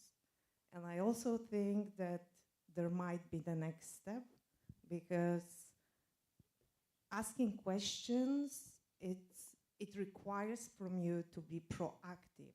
You need to know what kind of questions you would like to ask. And it's a little bit harder than answering questions. So I believe that the next stage or step would be AI asking us the question and asking us, would you like to see this? I think this is important based on the way you spend your day at work with all interactions. It might be interesting for you. And I think that it might be the point when people will not be using dashboards anymore. Thanks. I would do a step back. During my PhD, I was dealing with optical systems and analyzing data from it. It was biomedical data, and it was something that gave me most of satisfaction from my work. So I guess I would go somewhere into biomedical optical stuff. Thanks. From my side, two sectors. The first one, pharma, as already mentioned, because they always have money, because actually even they were the first who, for example, chose the cloud environments, right? So the pharma industries, they were always first. And the fact that actually from, I would say human point of view, it would be nice to invest actually in the pharma and life science. Second thing, despite the fact financial sector is extremely regulated, they are doing a lot of boring stuff actually. And actually there's even a fun meme I saw yesterday that one of the CEO has been asked where you are storing actually the client information. In database, fully secured. Be honest, database. Say again, okay, Excel file. Thank you. I think I noticed that we are not able to have any other questions because it took us too long. Once again, thank you. It was great to have you here and lovely questions from the floor. And I think we have to move forward, right? Please. Please. But you are staying with us, right, for the networking part, so there is still a chance to talk to you, maybe? Everybody's staying. One more time. Tomasz, Szarek, SDZLEGAL, SCHINDHELM, the strategic partner of the event, Aleksandra, Nowak, IDENTT, Anita, Zbieg, Network Perspective, Michał, Brandstatter, EYGDS Poland, Agnieszka, Suchwałko, QuantUp. Thank you very much. And now my monologue will be pretty long, since we are moving to another part. Thank you, Maciek. Since we are moving to another part, which is the startup contest. And we will have 6 startups in this part, and Ernest is gaining some points now because he's gonna perform first now. Thank you very much. So, Castro, be speaker, buy your mind, CodeJet AI, Rayscape, and Nano Diamonds. But before that, I have to give you a short brief about the rules. But I will try to do it fast. I have like many words on my notes here, but I will do it fast. So 3 minutes for the pitch, then 3 minutes for the questions and the answers. There will be a sound that Przemek is producing over there. And when you hear it, you have to finish your speech, obviously. This is gonna repeat 6 times as we have 6 startups on the stage, and then we are going to send the jury for the deliberations. We have our dear jury here. I'm gonna introduce them at the end of the monologue, so please be patient. And now the prizes. We have many prizes, so first prize 20K zloty from Startup Wrocław, and the grant to use the OVH cloud platform worth 100K euros. Then the winner will receive the voucher for design workshop and the pitch deck design from Visix. Then the very cool prize that I love a lot is 2 passes for the Web Summit conference. And we are going, like all of us, me, Maciek, Krysia, and our bosses. So it's gonna be fun. We provide great company too. So, and what else we have? Second prize, 10K cash from us, then 50K from OVH Cloud, euros of course, and 2 tickets for the startup day in Tartu, Estonia. Then the third prize, 8K cash from Startup Wrocław, and then 30K from OVH Cloud, and 2 tickets for Wolf Summit. And then there is People's Choice Award also. So you are choosing the winner. There are so many prizes actually that everybody can win something. Do it smart, okay? Thank you very much. People's Choice Award. Your responsibility, you vote in the Startup Wrocław app, powered by meeting application. The winner gets 2 tickets for BFAP and 1 year of free developer booking tool from Benchy IT. And there is also additional grant from Szarek, 10K from OVH Cloud Startup Program. And last, 2 special prizes. Startup Founders Association is giving 1 year membership to the Startup Founders Association, obviously. And the second one is from the IPSIT at Fast Track to their program. And 6 more, so everybody will get some gift from the sponsor Browars to Mostów, and then from the city of Wrocław, and Bartek Majewski just gave me 6 books with the autographs, so you're getting it too. That's all for now. Jury. Head of jury, Adam Formanek. Bravo. Berlin University of Applied Science, Tomasz Muscher. Wave X Accelerator. Jacek Bukowicki, PARP. Should I say it in English? PARP is enough. Aleksander Potocki, IPSIT. And Barbara Kudryńska, WP Square Investments, WP2 Investments, WP Kwadrat Investments, jak wolicie. Kwadrat, it's square, yeah? Okay, the time has come. Przemysław, are you ready with the watch? Ernest, are you ready? Ernest, do you have your equipment? I do. Please. Does it work? Yes. In the middle of the stage. Ernest Szydelski and his Hastro. You have 3 minutes. Hello, everyone. You must know me best from asking questions, but that's not my full-time job. They don't pay me enough. So my main job is being a CEO of Hastro, where we created an effortless construction management software that brings simplicity and speed to the built world. And imagine managing a construction project. It's a bit like building a startup in highly regulated and physically demanding space. A startup that can onboard and manage thousands of workers, hundreds of subcontractors, and dozens of stakeholders. A startup that when its goal is completed, will be dissolved. And from this nature of construction comes the need for speed. And from this comes chaos of miscommunication that generates defects, accidents, waste, and lawsuits that all together cost the construction industry over $1.8 trillion a year. And that's where Hastro comes in. Hastro is a construction management software that enables users to manage all their on-site tasks effortlessly. And it's governed by 3 sets of principles: mobility, simplicity, speed, to adjust the tools to the busy life of construction professionals. Clarity of data, to cut the time spent on analyzing, planning, and reacting. And flexibility in subscriptions, to be able to scale to any type of project, from building a house to building a metro. And product governed by those rules puts us ahead of our competition that is either tough and costly to implement or too complicated to use by everybody on construction site.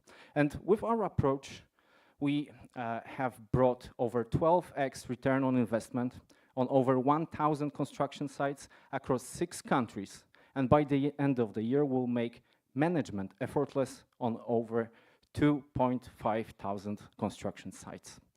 And you know, I started Hastro because during my legal career, I saw the scale of chaos, scale of miscommunication that the industry is dealing with. And with my 2 co-founders, CTO Adam and COO Andrzej, we have built a great team of people that understand the user pain points and have the ability to fix them. So we have a perfect team, we have a proven product, and we have a support of world-class investors. So now, after localizing our application on 14 new markets, we focus on scaling internationally to bring effortless management from Central Europe to the world, from Wrocław to the world. So choose Hastro and be a part of effortless change in construction industry. Thank you. How come you're always on time? Anytime when I hear you, you're just right in the gong. Don't go anywhere. You can have a sip of water here and get ready. Okay, Przemysław will start the watch and questions from the jury. Adam, can you turn it on, please? Push the button. We go. So 1, 2, 3, it starts. Thank you for your presentation. Could you explain me exactly what your product does? Because I have an impression it does everything. It does planning, it does communicating, it's a chat group, it's like taking pictures. I don't really get it. What is your product doing? It's a management platform. It's like Jira, but for construction. You manage drawings, you manage your contracts, you assign tasks, manage defects. So everything on construction site goes according to plan. So all communication is connected to this. All the base is legal requirements and construction drawings. In which languages? Currently in 4, so Polish, Turkish, German, and English. And we just finished localizing this, so from next week, 14 new languages, and I won't list them, I won't, you know. But French, Hebrew, Italian, so many. Who are the paying customers, and what has been the customer attraction so far in terms of euros? So we finished last year with 1,140,000 zlotys in revenue. We should finish this one with 3 million.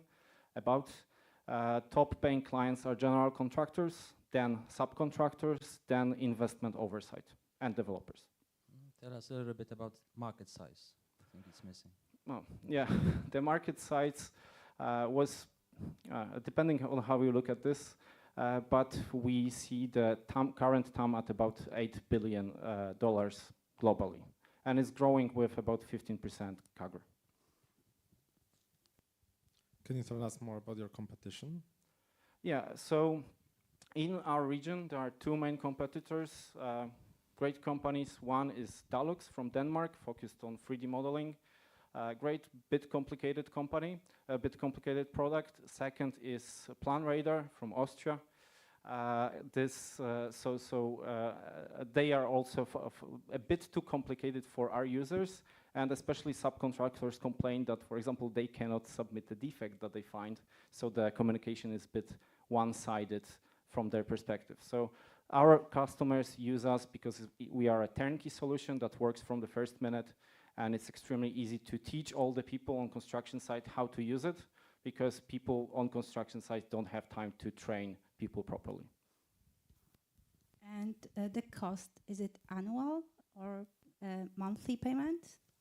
Monthly or annual. So it's a SaaS business with user-based licenses and project-based licenses, depending type of client, right? So if you build a metro, you have a huge project, then you have unlimited users. And if you build a house, you have a couple of users, so you pay monthly or yearly per user. Thank you very much, Ernest Szydelski, Hastro. Thank you so much. Oh, I can see the V speaker.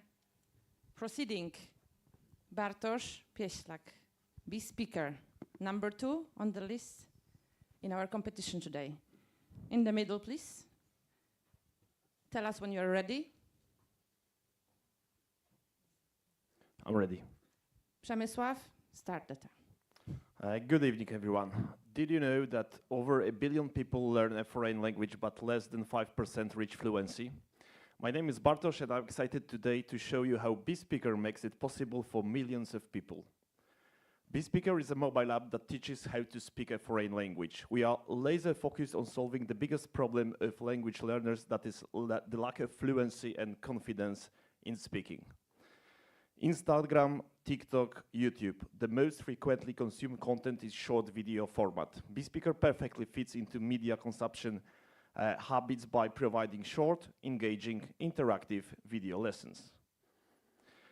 $70 billion language learning market is easy to understand. We have traditional and online language schools, old generation apps like Duolingo, and new generation of AI-powered apps like BeSpeaker.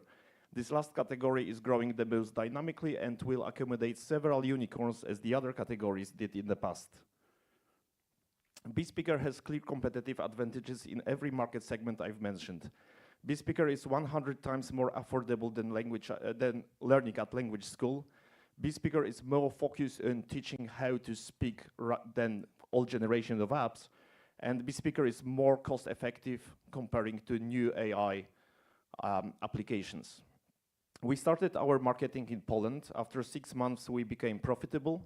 And after 12 months, we became the third most grossing edtech application in Poland. We've proven our market fit and now working on growth. Last month, we acquired 3,000 new paying customers and hit €100 monthly revenue. Only this month, we got $150,000 from Microsoft grant, and we were also awarded at Carpathian Startup Fest. BeSpeaker was created by two friends and entrepreneurs, Karol and Bartosz. Before BeSpeaker, we founded a software house, IT Craft, which grew from 2 people to 120 people in several years without external investment. This is why we know how to build good organizations and successful digital products. We are currently in our ongoing seed round and have successfully secured €500,000 and now are inviting new visionary investors to claim a stake in the remaining 1 million.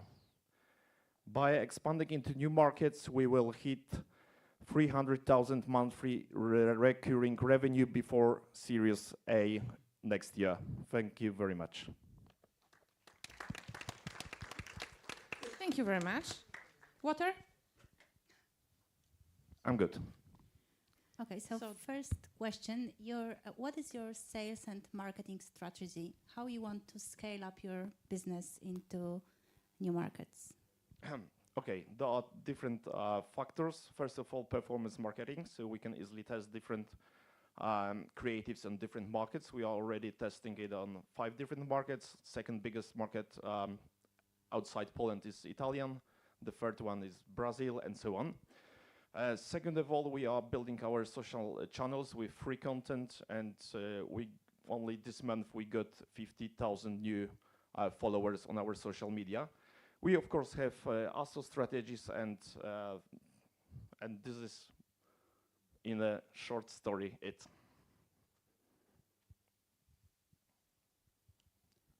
Churn rate. So I will tell you our renewal rate, which is 37% of our annual subscription. Duolingo has 40% renewal rate, and it took them 7 years to hit this KPI. It took us 3 years to hit 37. The biggest risks or challenges you see ahead? I believe that this is the race right now. Everybody believes that AI-powered apps are growing dynamically, and I believe who gets more money will have better or bigger chunk in the market. So I believe we are in the right place in the right time. So we are now asking for more money to go more quickly, as for example, Praktika that got $35 million investment last month. I understood the differences to the competitors, and how easy or complicated is it to copy your idea and just to develop faster when someone has more money? If someone has more money and idea how to do it, it will take them about 2 years. So we will be in the completely different place in 2 years' time. So I believe that new companies that are starting in this area could not be so successful. We already have working product. That's why I believe it's worth get place in this race with our competitors. Last but not least, these companies are growing like mushrooms. There's much more competition actually like that, Promova and other ones. And I've been observing on Instagram a profile of a startup, of a Spanish teacher who was actually analyzing the quality of the content created by AI. I was pointing a lot of mistakes. How do you assure you have the best quality in your product? We have a good combination of a content that is short video format, which is created partly by human, and some additional AI courses in our second module. We can combine the best learning path for somebody who is very proficient, but also for somebody who is a very beginner. Thank you very much. Thank you.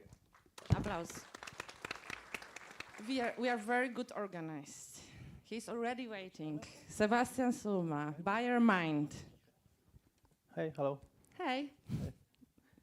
Ready? Yeah, ready. Przemysław. In e-commerce, companies fight for customers' attention to cut costs and streamline the purchasing process. Unfortunately, many of them are doing marketing wrong, focusing on quantity, not quality, losing customers and harming brands. $1 invested in email marketing properly gives you $36 in return. Email marketing is 40% more effective than Facebook and Google ads. We invented an email engine optimization tool, BuyerMind, which educates customers to be ready for purchase.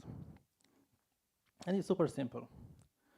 BuyerMind goes to your website, understands the offering, finds the best audience, and educates them to be ready for purchase by emails and landing pages. Let me give an example. We are helping folks do a home renovation platform to get more workers on their platform.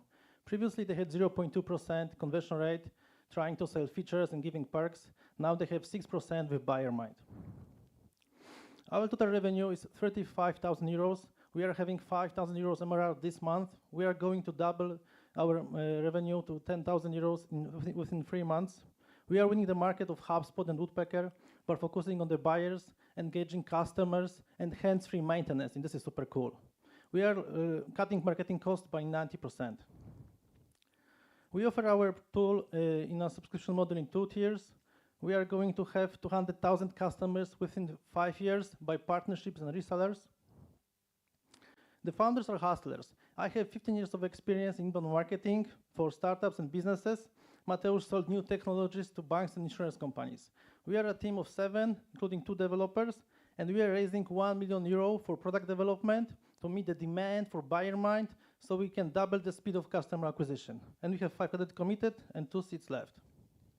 So, do you prefer to send emails as cold as iceberg, or are you going to Costa Rica and relax where BuyerMind brings you hot results? Join us.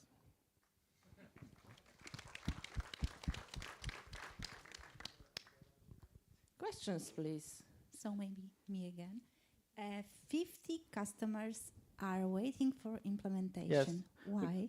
Because what we do, we ask people for prepayments. For example, the customer from the last 2 customers paid 3 months upfront and 6 months upfront for the subscription, and they are waiting like 2-3 weeks for implementation because we cannot catch up with the product development. So we have to sometimes decide: do we want to onboard the customer or want to fix some features?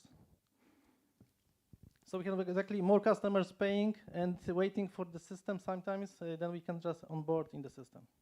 So is your product ready or not? Yeah, it's ready, it's working, but some of the parts we have to improve all the time because we have finished our MVP in February. Sorry, we started in February. We finished in May, June, and now we are doing some improvements. So this is why.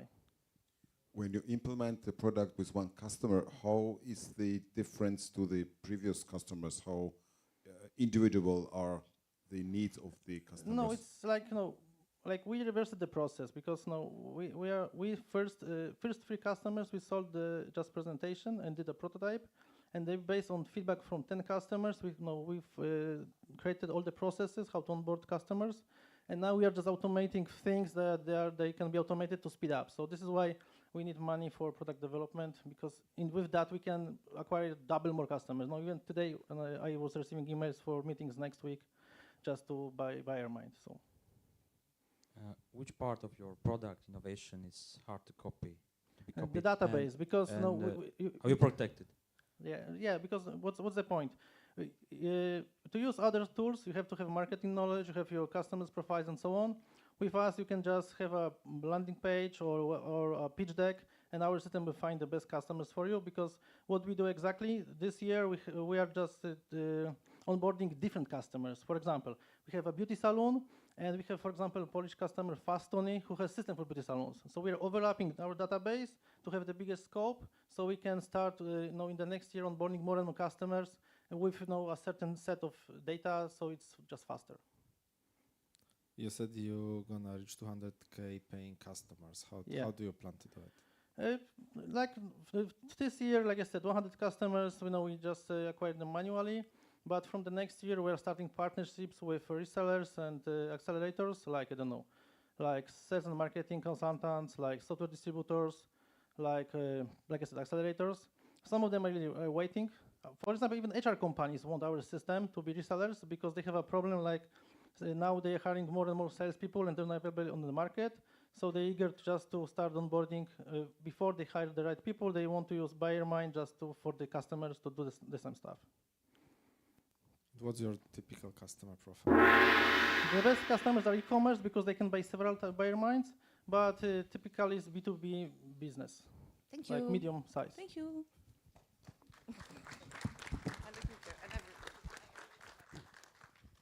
Okay, number 4. Patryk Serek-Serkowski, they said. CodeJet AI? Hello, everyone. The floor is yours. Hello. Here are our two founders, Patrick and Sebastian. Unfortunately, they needed to fly to San Francisco. That's why I'm over here to represent our company. So my name is Patrick Serkowski. I'm ex-head of design in IDENTT and previously ViewStore Front when there was a baby. And now I'm crafting user experience and UI in our product. So wherever you're working on a project to implement, for example, website or any product, we took example here of a typical website, which took 150 hours for the traditional implementation process. So from design to implementation to QA and to release the product. So our product really takes 6 hours, the same process, because we have already dedicated design system, which entry point is very low. You can quickly design everything, and with our AI-generated plugin, it takes few seconds really to have a design from Figma to HTML and CSS in our editor. So here you have a 10x of the speed, but today, with our deployment and everything, now it's 25x really in the whole process. And someone told me yesterday that we even with this time and savings, we save a lot of CO2 which is going in the process. So how it works, we really have a dedicated design system, which is not like the others. It's really simple, it's automated, it's using tokens, and it's really simple entry point. I even basically teach people in InfoShare Academy about the design system. So with our plugin, we basically generate the code, which is few seconds. You can really use it for free.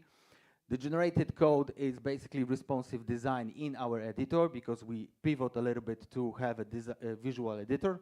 And with visual editor, we really can enhance this. We have 7% paid users. Our plan is free or with a bigger plan with 2K for the bigger teams. When you see it's 65% now, websites are no-code, low-code generated, so there is huge potential, especially with the growth of other companies. We grow 60%, so if we keep going like that, in a year time, we're going to have a $1 million revenue. Here are our competitors, but they don't start from the Figma. They really are in the middle of the process. So we have big advantage because we have also infrastructure in the Figma itself. We did a couple pivots, but now we're really with the seed and yeah. Sorry about that, because it was 5 minutes presentation, not 3. It was some logistics. Questions? I'll start. So who is your main target group of customers with your product? So main people are really the product designers, then big teams of development when there is a lack of developers to really take designs and develop them quickly, also in the testing environment. But also we noticed that a lot of marketers, which they change a lot of content, they change a lot of legal stuff and components on the website. So with visual editor, they can easily do it themselves rather than go through the whole process, design, develop, QA, and release. What's your go-to-market strategy? How you acquire new users? Well, the current users are, like you saw, it's 10,000, so it's growing. It's basically the people that want to quickly generate landing pages. So that's when we start. We then going through mobile applications and SaaS, but at the moment it's quick landing pages. And what is the target on paying versus active users? Because there is lack of paying customers. There is 7% of paying users because we still sort of in a pre-seed state and we getting traction. So that's why our founders are in San Francisco to actually gain those customers which are paid $2,000 plus for dedicated teams. Yeah, but the target is? Sorry? What is the target for the paying clients? For the paying client, to the end of the year, in a year time, $1 million revenue. Okay, I've been trying to hear what makes you different, and I heard we're simple, we automated, but I think most of them will say the same. Sorry? Most of them will say the same, that we're simple, we're automated, so what makes you really different and uncopyable? The biggest difference between our competitors is that we have already designed system that speaks with translation to the HTML, CSS. Figma. Yeah, no one really have the starting point. That's why a lot of designers, when they use their design to transfer into HTML, usually it's just rubbish. And other cannot follow this? Sorry? And other competitors cannot follow this? No, none of them, they are doing that. That's why I joined really company, because from my background in the industry, running teams, running projects and everything, which was successful, I saw those pain points and really crafting the first step when there is engagement in the process. We don't have time for another question. Thank you very much. Thank you. And I would like to remind you that there is a Startup Wrocław app and the voting going on. So open your app, then the menu, and there is the voting part that you can choose one startup out of 6 that you're gonna and you're gonna see here. And now we have Stefan, Jarka, Rayscape from Romania. Bravo. And in the middle. Thank you. Yes. Ready? Yes. Hello, everyone. My name is Stefan, and with Rayscape, we are assisting radiologists in analyzing medical images. Basically, when we started a couple of years back, we realized that in today's world, there's an increasingly larger number of medical images that are being generated, but the number of radiologists, so the number of doctors that have to analyze them, is not growing. In many places, it's actually declining, which leads to problems such as misdiagnosis, longer diagnostic times, even long-term health consequences for the radiologists.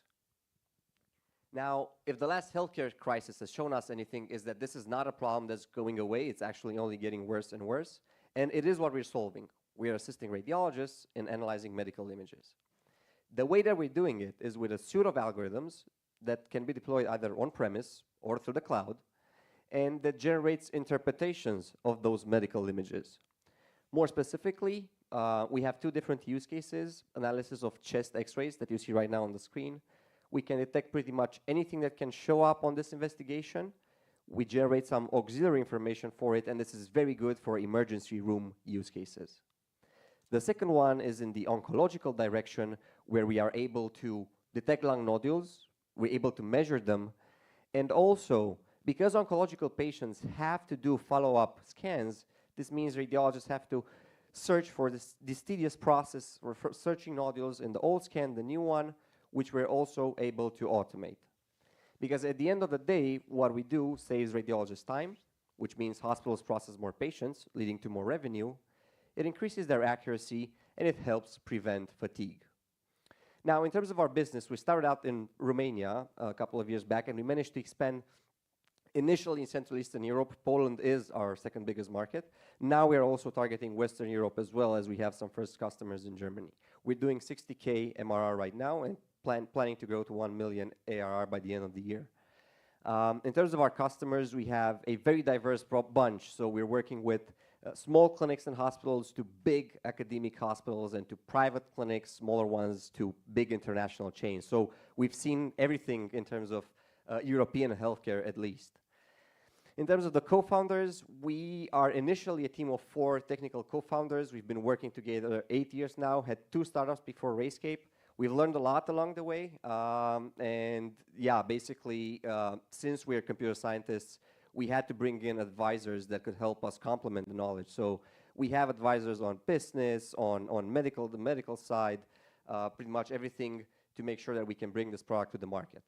We right now are also 20 people. We have radiologists, regulatory person, everything that we need to make RayScape a success. Thank you very much for listening. I will start. I know such actually applications also been developed in Western Europe. One, for example, in Berlin at Charité. Yep. And the problem is the scalability of these solutions. The market is not really big. It's more of a niche, and it's not going to replace radiologists. How do you want to actually challenge this problem? Sure. So generalization, how we call scalability, is definitely a problem, and we've basically optimized our algorithm specifically for that. There's multiple studies that we've conducted, are still currently conducting on how to make an algorithm work just as well here in Wrocław as in Charité or everywhere. So there's a couple of technical things that we're doing with regards to that. And secondly, yes, the market is still niche, I would say. But if you look, for example, this year's European Congress of Radiology had a robot on its poster. So it was about AI. It's getting bigger and bigger, and this is a trend that it's going to constantly grow throughout the next years. We heard nothing about business model and competition. Sure. What makes you stand out? So in terms of the business model, we generate value per scan.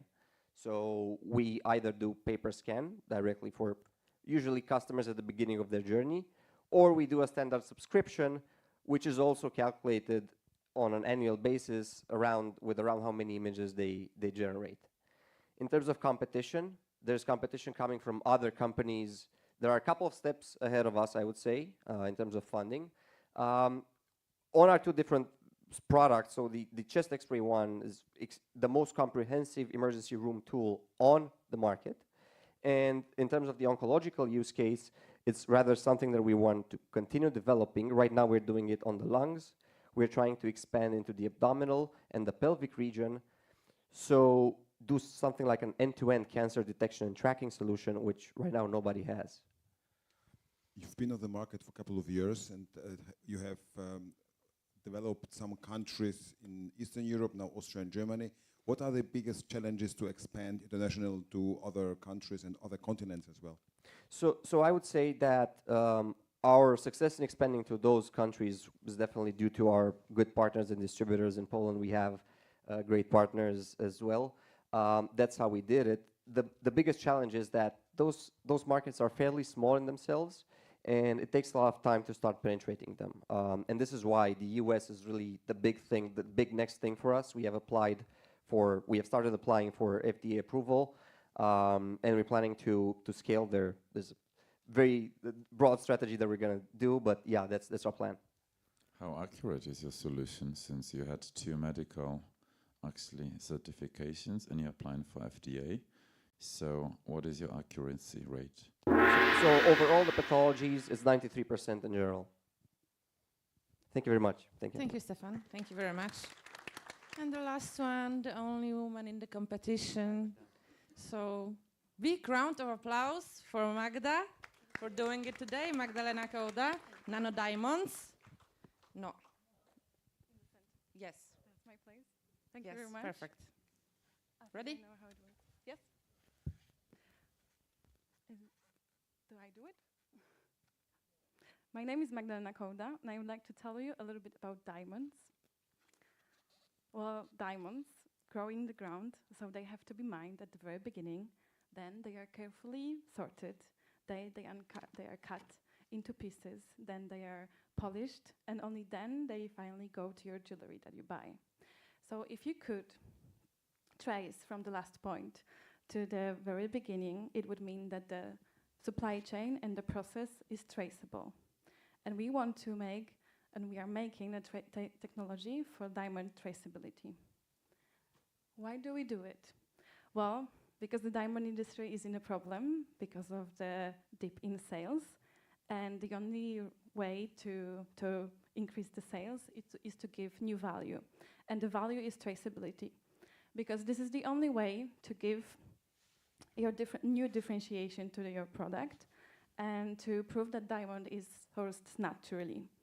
And it is even more important because the G7 countries are banning diamonds that are not traceable.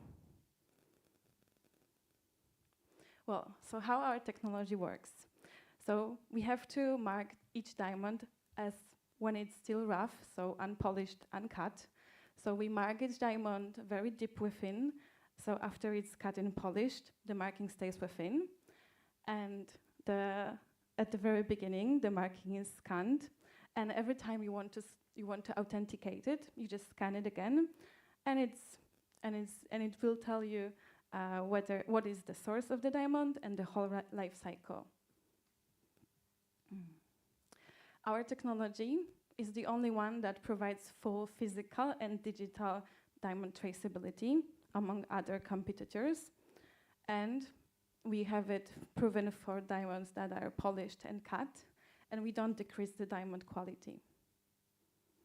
Well, because we have to mark diamonds when they are rough, so straight from the mine, our clients are actually governments of the countries that diamonds are mined from. And we want to focus at the beginning on Botswana. Botswana is the second largest diamond producer, and we already partnered with one company that is actually from Belgium, but they source diamonds from Botswana. And we are talking with the Botswana government on implementing the system for 30% of their production.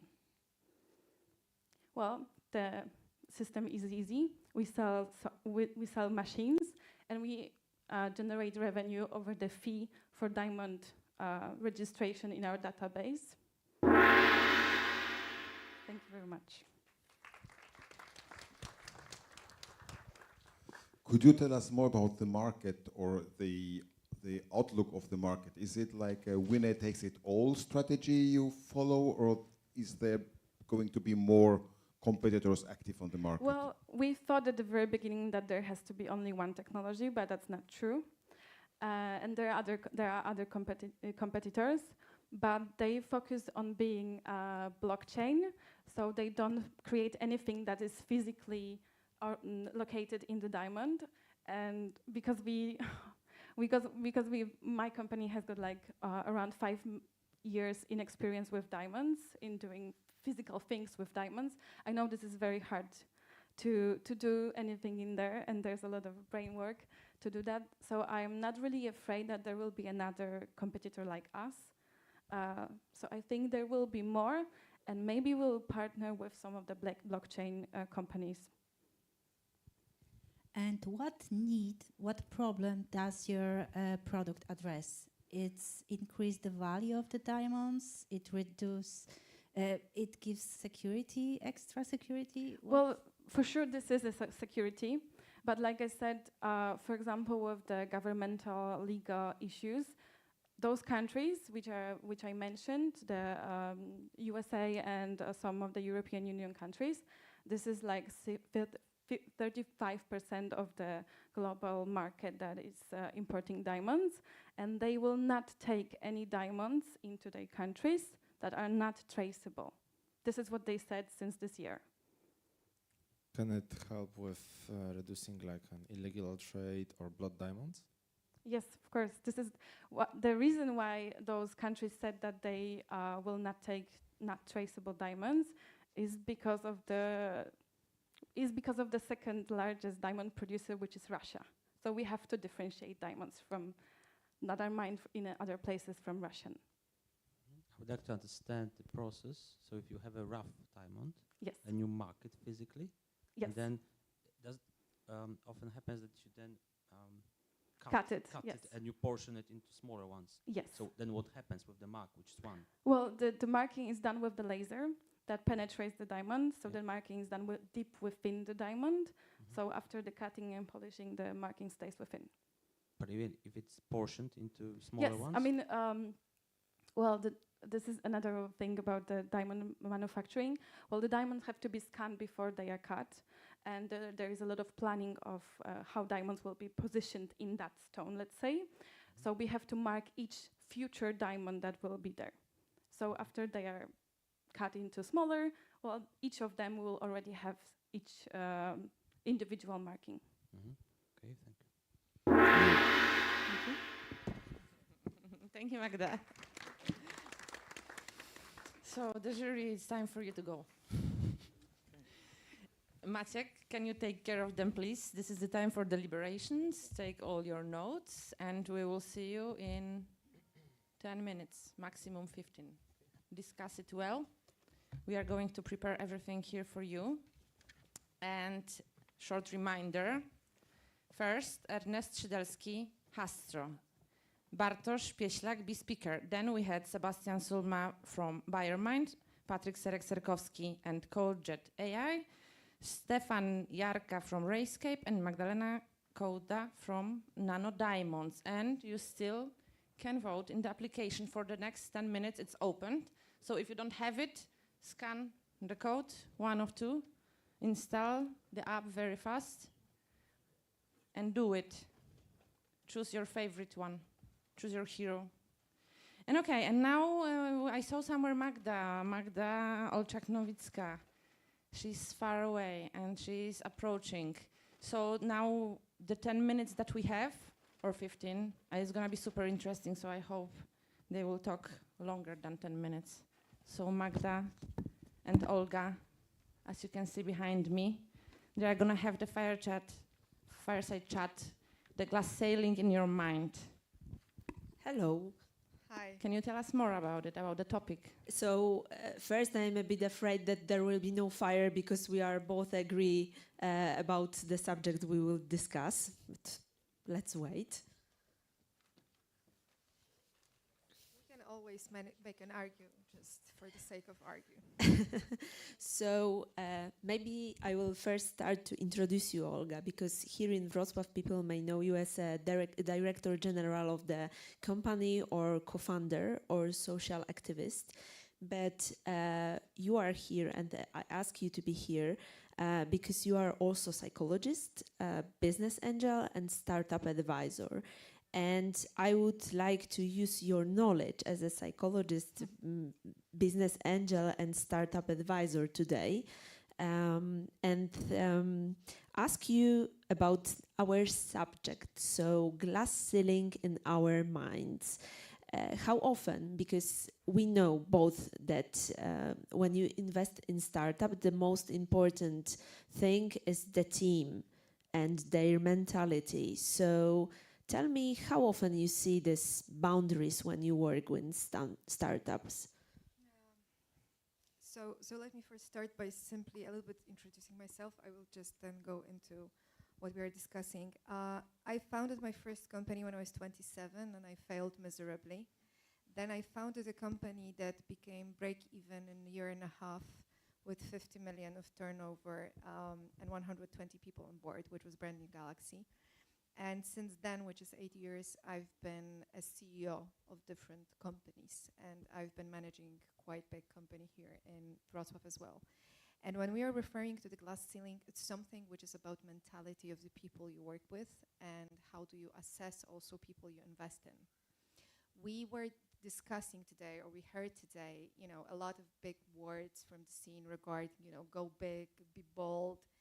And because I was both, meaning I was a founder and I am a CEO, and that's basically my main, I would say, role in life, I know how difficult it is to manage yourself during the process of managing your own business, your own company, your own team. And if anybody asks me what is the most difficult job that I've ever done in my life, was being both, being a founder and a CEO of the company. And the reason for that is that you, at least this was my case, and I can imagine that majority of you can relate, that you wake up in the middle of night and everything and all this shit is on you.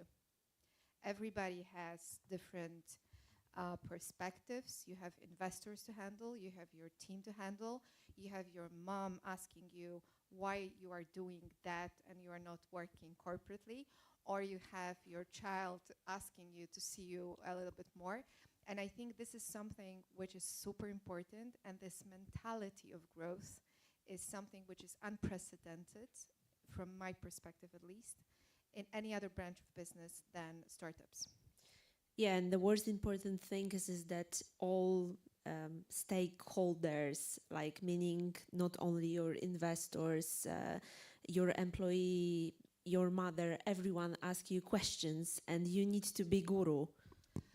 Well, I think that one of the hardest things I learned over the course of my career, and I've been working for over 20 years already, is that it requires certain level of bravery to say that you cannot do it on your own, or you don't know everything.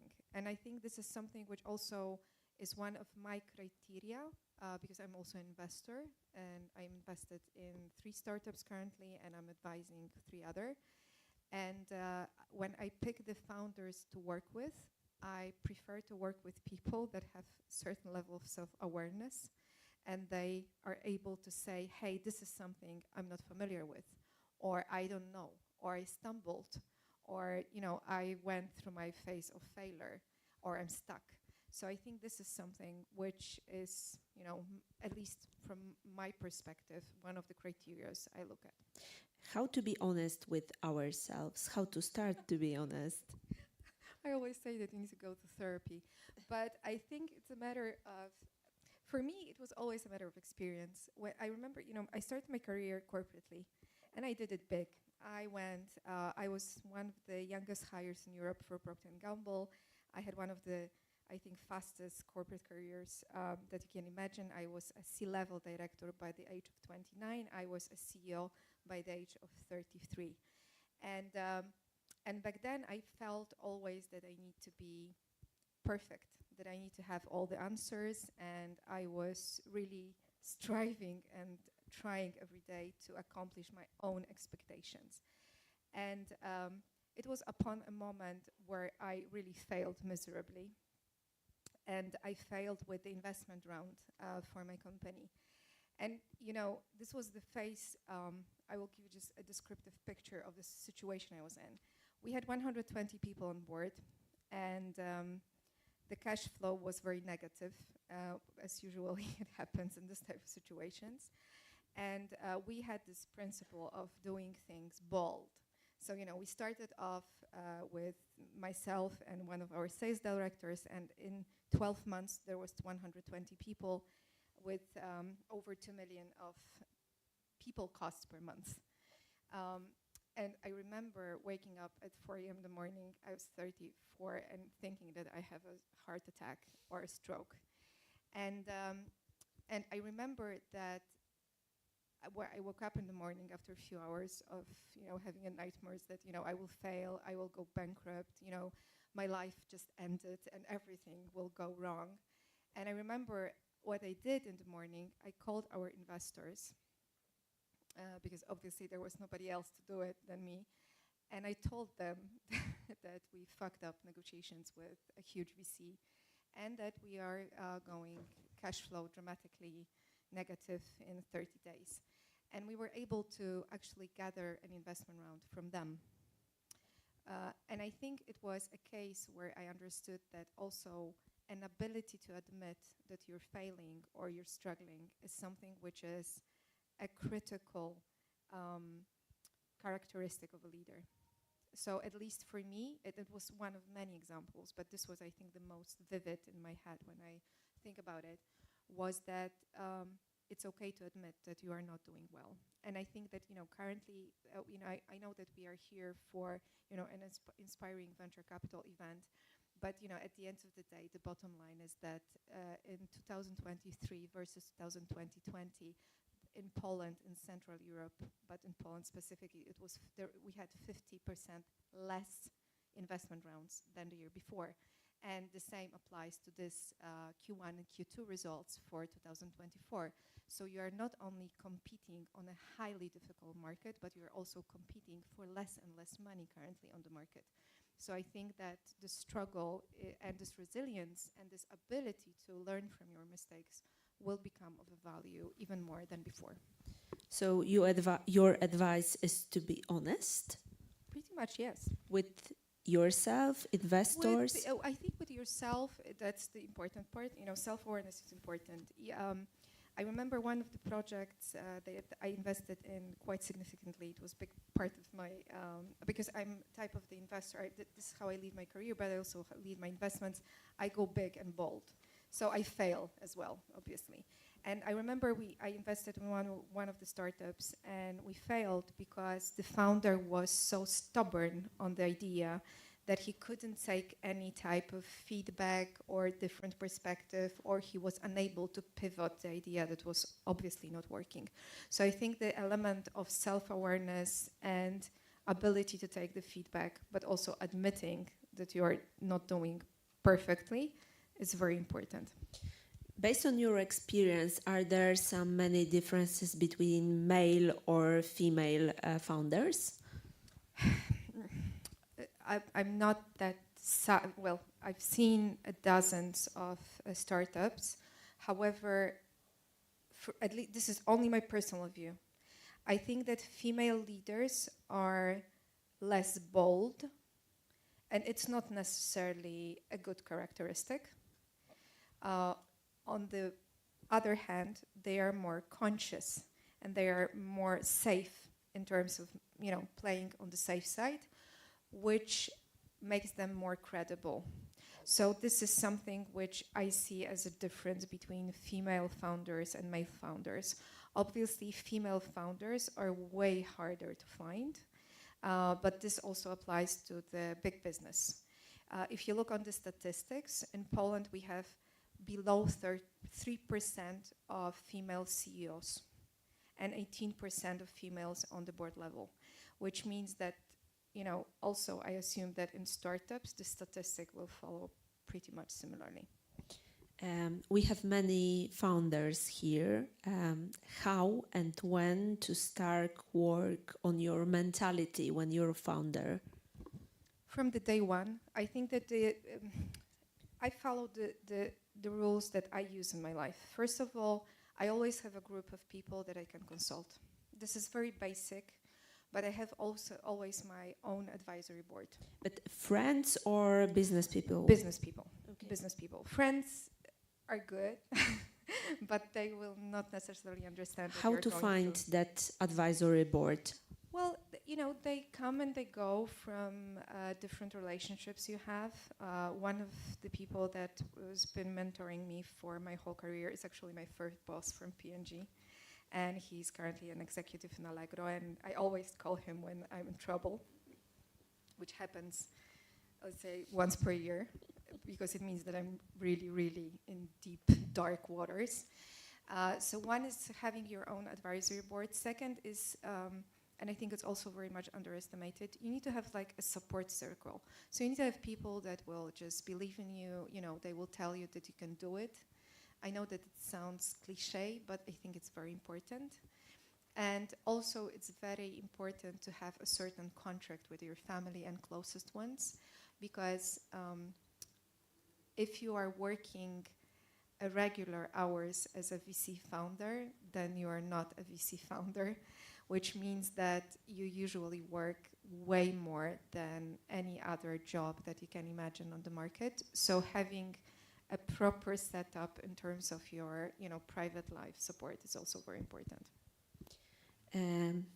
Is it possible to change a bit your personality or to work on your personality when you have like business, startups, many things happens and you are in run?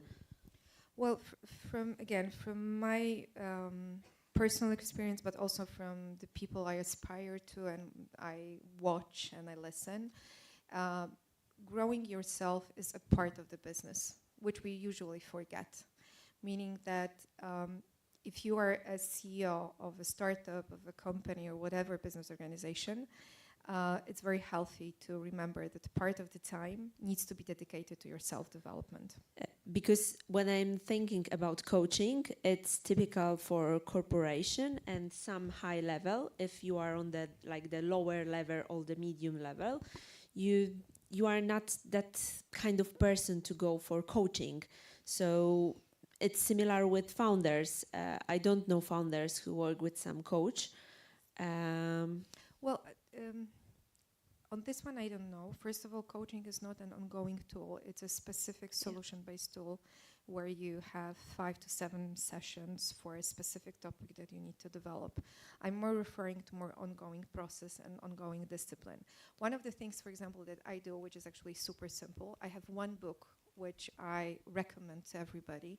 It's a book by Ben Horowitz, The Hard Things About Hard Things. When to do the business when nothing is certain. And the last chapter of the book is titled The Hardest Thing. And the hardest thing is to manage yourself. And always when in trouble, I reach that book. And even if I don't have more time to, invest into thinking on whatever coaching, discussing with people, because sometimes you don't have that capacity or money or whatever resources you need for that, I always go back to this book and I always read it. Yeah, because usually in startups, when it's good, and we are, and then there is some issues, breakup, burnout, and then we are looking for books, inspiration. Well, it's very easy in startups to get lost in your own success. And I've been on the both sides of that story, meaning that I was failing and then I was growing and then I was failing again. And I think it requires a high level of maturity to be actually able to go through it in a reasonable perspective and not to fall into, being in love with yourself because you actually opened a company that is successful for 2 years. That's good. But if you do it for 20 years, then we can discuss whether it's a success or not. Do you think that one person could be a founder, like seed founder, and then a general manager of the quite big company? Yes. However, I think it's very uncommon. And one of the reasons is that for the early stage and seed founders, very often the founders are very much linked with the product itself. And then usually for the scale up of the company, you actually require different capabilities and competencies from the CEO. So it happens that the founder grows with the company, but it very often happens as well that the change is needed. Because you said that it's really difficult to be general manager and founder in one person. I think it's the most difficult job ever. Because if you are a hired person for scaling a company, you can keep more distance to making your decisions. And it doesn't mean that you are not responsible or you don't have ownership. You just simply have bigger ability to assess everything that is going on. If your heart is in the company that you manage, then it's very difficult to see your own mistakes, change the course of the company, change the product, confront yourself with the fact that your clients don't love it as much as you do. It's just simply more difficult if you're a founder. Yeah, because it's your baby. It's the whole of your life. Yeah. So tell us, you have experience from being a co-founder and general manager. Like, why you choose the path of being general manager instead of co-founder? Well, in my case, it wasn't the choice between one and the other. It was more the fact that I really wanted to go for bigger jobs and bigger positions and have bigger scale impact in terms of the business. So that's why I moved from working in VC, and then I moved to private equity, because I currently managed the company for private equity fund. And it was more of that. It was less of the decision that I don't really want to do my own business, because I do my own business by supporting the startups that I invest in, because I'm a super annoying and very active business angel. What kind of company you are looking for, and what kind of founders you are looking for? I think, again, it will be very much a cliche. I love passionate people. I have some topics that I find very relevant for me, so there are actually two main areas where I'm currently invested. One is, surprise, very surprise, it's a gaming. I'm actually invested in 3 different gaming companies because I'm a gamer, and I always wanted to work in gaming, and nobody ever wanted to hire me in gaming. So when I reached a point where I could invest in gaming companies and help founders to build gaming companies, I basically used that as my opportunity to grow in that area. I have 200 games on my Steam account, and I'm really heavy into games.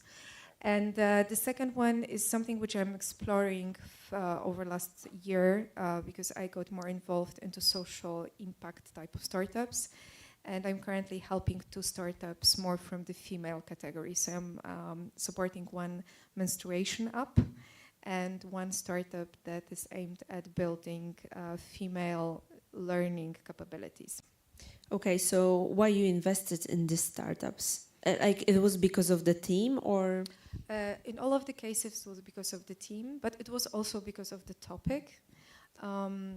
Obviously, for the gaming, it was something which was a new territory for me in terms of business. So I used it as my learning opportunity. So this is something which we often forget, that business angels and investors, they also do learn with you. And this is something which is worth remembering when setting up the relationship.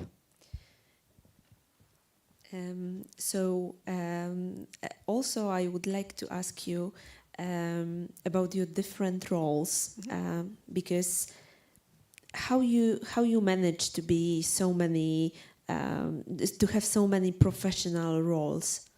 I don't, meaning that I work a lot. My life partner is here with me in the room, and she knows it very well. So I'm a very difficult person to be with in my personal life. I'm very curious, and I think this is something which is my core motivation in life. I'm curious about new things. I like to learn new things. So whenever I approach a situation which is interesting, I just go for it. And usually every half a year or every year, I need to reestablish my priorities. So I cannot be, for example, a public speaker regarding the work-life balance, because I have 0. There is no work-life balance. No, there is work balance. Work balance. Yes.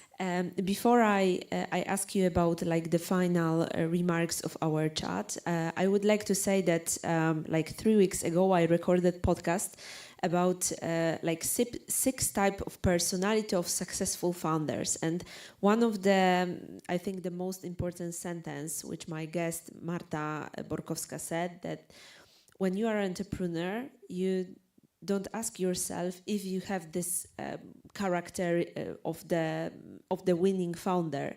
You have to learn how to play with what you have. Well, I would add one thing, that if you're struggling with your self-esteem, just fake it. And then it will become more natural with every time you do it again and again and again. Thank you for your advice.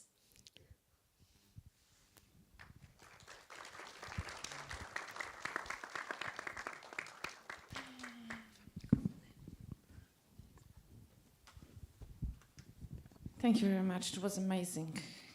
You're welcome. Finally, so many ladies on the stage. Strong representation today. And yeah, bravo, Karolina. Okay, the time has come. Jury came back. I will just wait for the little cleaning. Adam, do you have results? No, not yet. Sit down. We have like 10 more awards here. So just a little while. So let me start with the special prize from the Startup Founders Association. Kamil Paśko.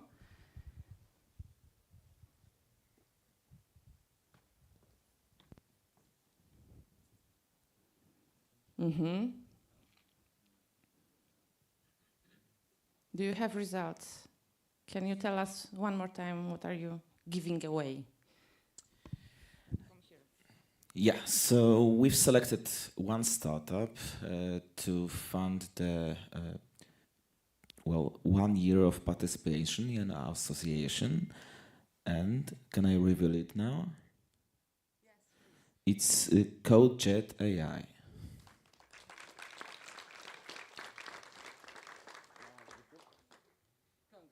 Thank you very much. I have only 2 hands. Let me help you with that. Congratulations. Photos. But no, nobody is leaving. Everybody is staying. From the right side, here in the square marked on the floor. Kamil, come back. Please come back. Yes. And then another special prize that comes from Aleksander Potocki. Please tell us who and why. So we like to back and talk to startups that are born global and tackle unusual problems. So we would like to invite Nano Diamonds for the fast track to our company. Bravo!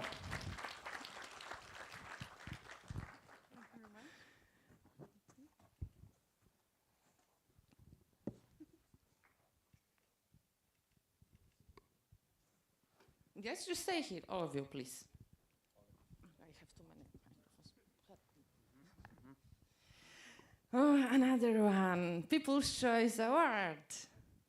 We don't have anything here, so I will just ask Krystyna. What? Krysia has the results, and I will ask Piotr Kalwasiński to join us with a prize from BFAP and Benchy IT, plus Szarek with his special voucher from OVH Cloud. Results, you cannot say why because you don't know who won actually, so just come to the middle, to the center, there, no, in front.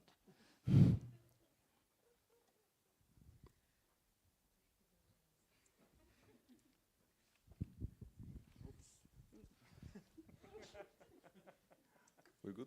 Yeah. Okay, so the winner of the People's Choice Award is Hastro.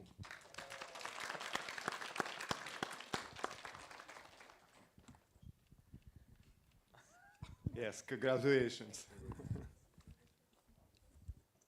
This one? Yes.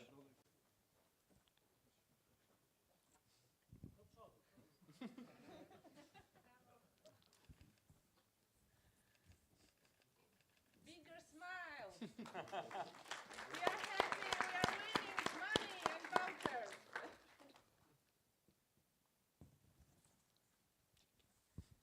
Okay, please stay here. Here, more. Okay, and now Adam, this is your turn finally. Reveal the results. You have it on your...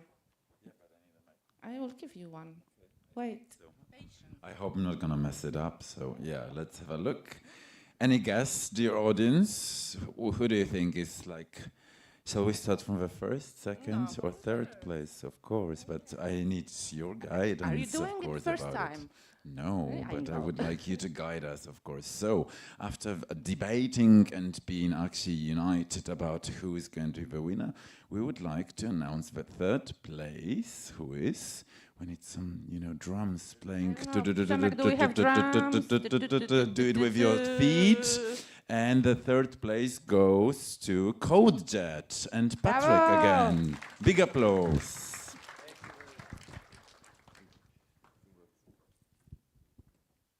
Guys, applause. There's winners, there is money, there is awards, and that sounds really, really good. 2 awards. Congratulations, Patrick.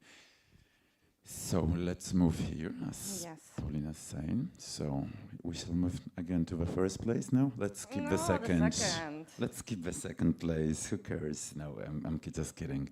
So any guess? Let's have a look. After the jury voting, let's build some tension.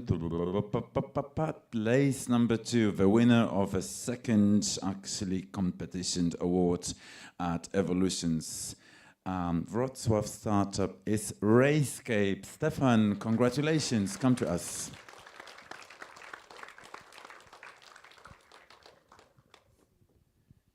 Congratulations. Thank you. I don't have enough hands. But we don't have enough hands, but we have enough photographers, so. And this is yours too. Oh, nice,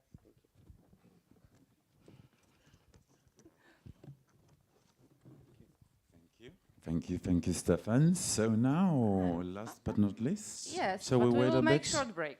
We make a short break. You bring us some pizza, you bring us some drinks. Vizux. No. We have still Vizux with a special prize. Yeah? Ready? Yeah, sure. Thank you. Okay, on behalf of Vizux,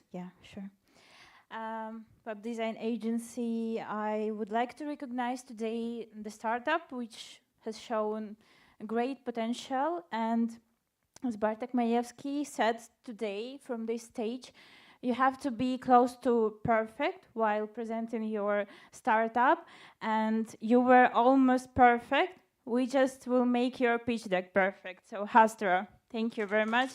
You're great. Congratulations. Thank you. Shall we announce place number 1? I don't know. I don't have any drums for you. Do we have any drums? Better drums? Do we have the awards? Do we have everything? But let's invite the entire jury. Sure, exactly. Sure. Do you want to announce it? No. I want to invite the jury that is not listening, actually. Come over. Come closer and what let's move. What do you think, guys? I mean, here. Yes, it's like and it's a little bit of closer, maths. everybody. If anybody's playing cards and is calculating actually the startups, there is some startups are left still, but so I'll come to the front, and the winner of Startup Evolutions at Wrocław actually 2024 is B speaker Bartosz. Congratulations and come to us.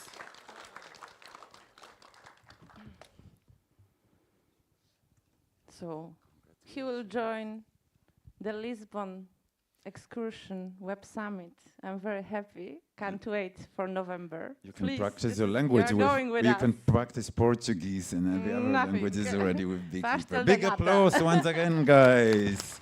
And big applause to every startup pitching in the contest and participating, and of course to the audience and to all the actually sponsors of the awards, and Paulina and the entire team of ARAF and Startup Wrocław for organizing this contest. Oh, thank you for coming, Adam.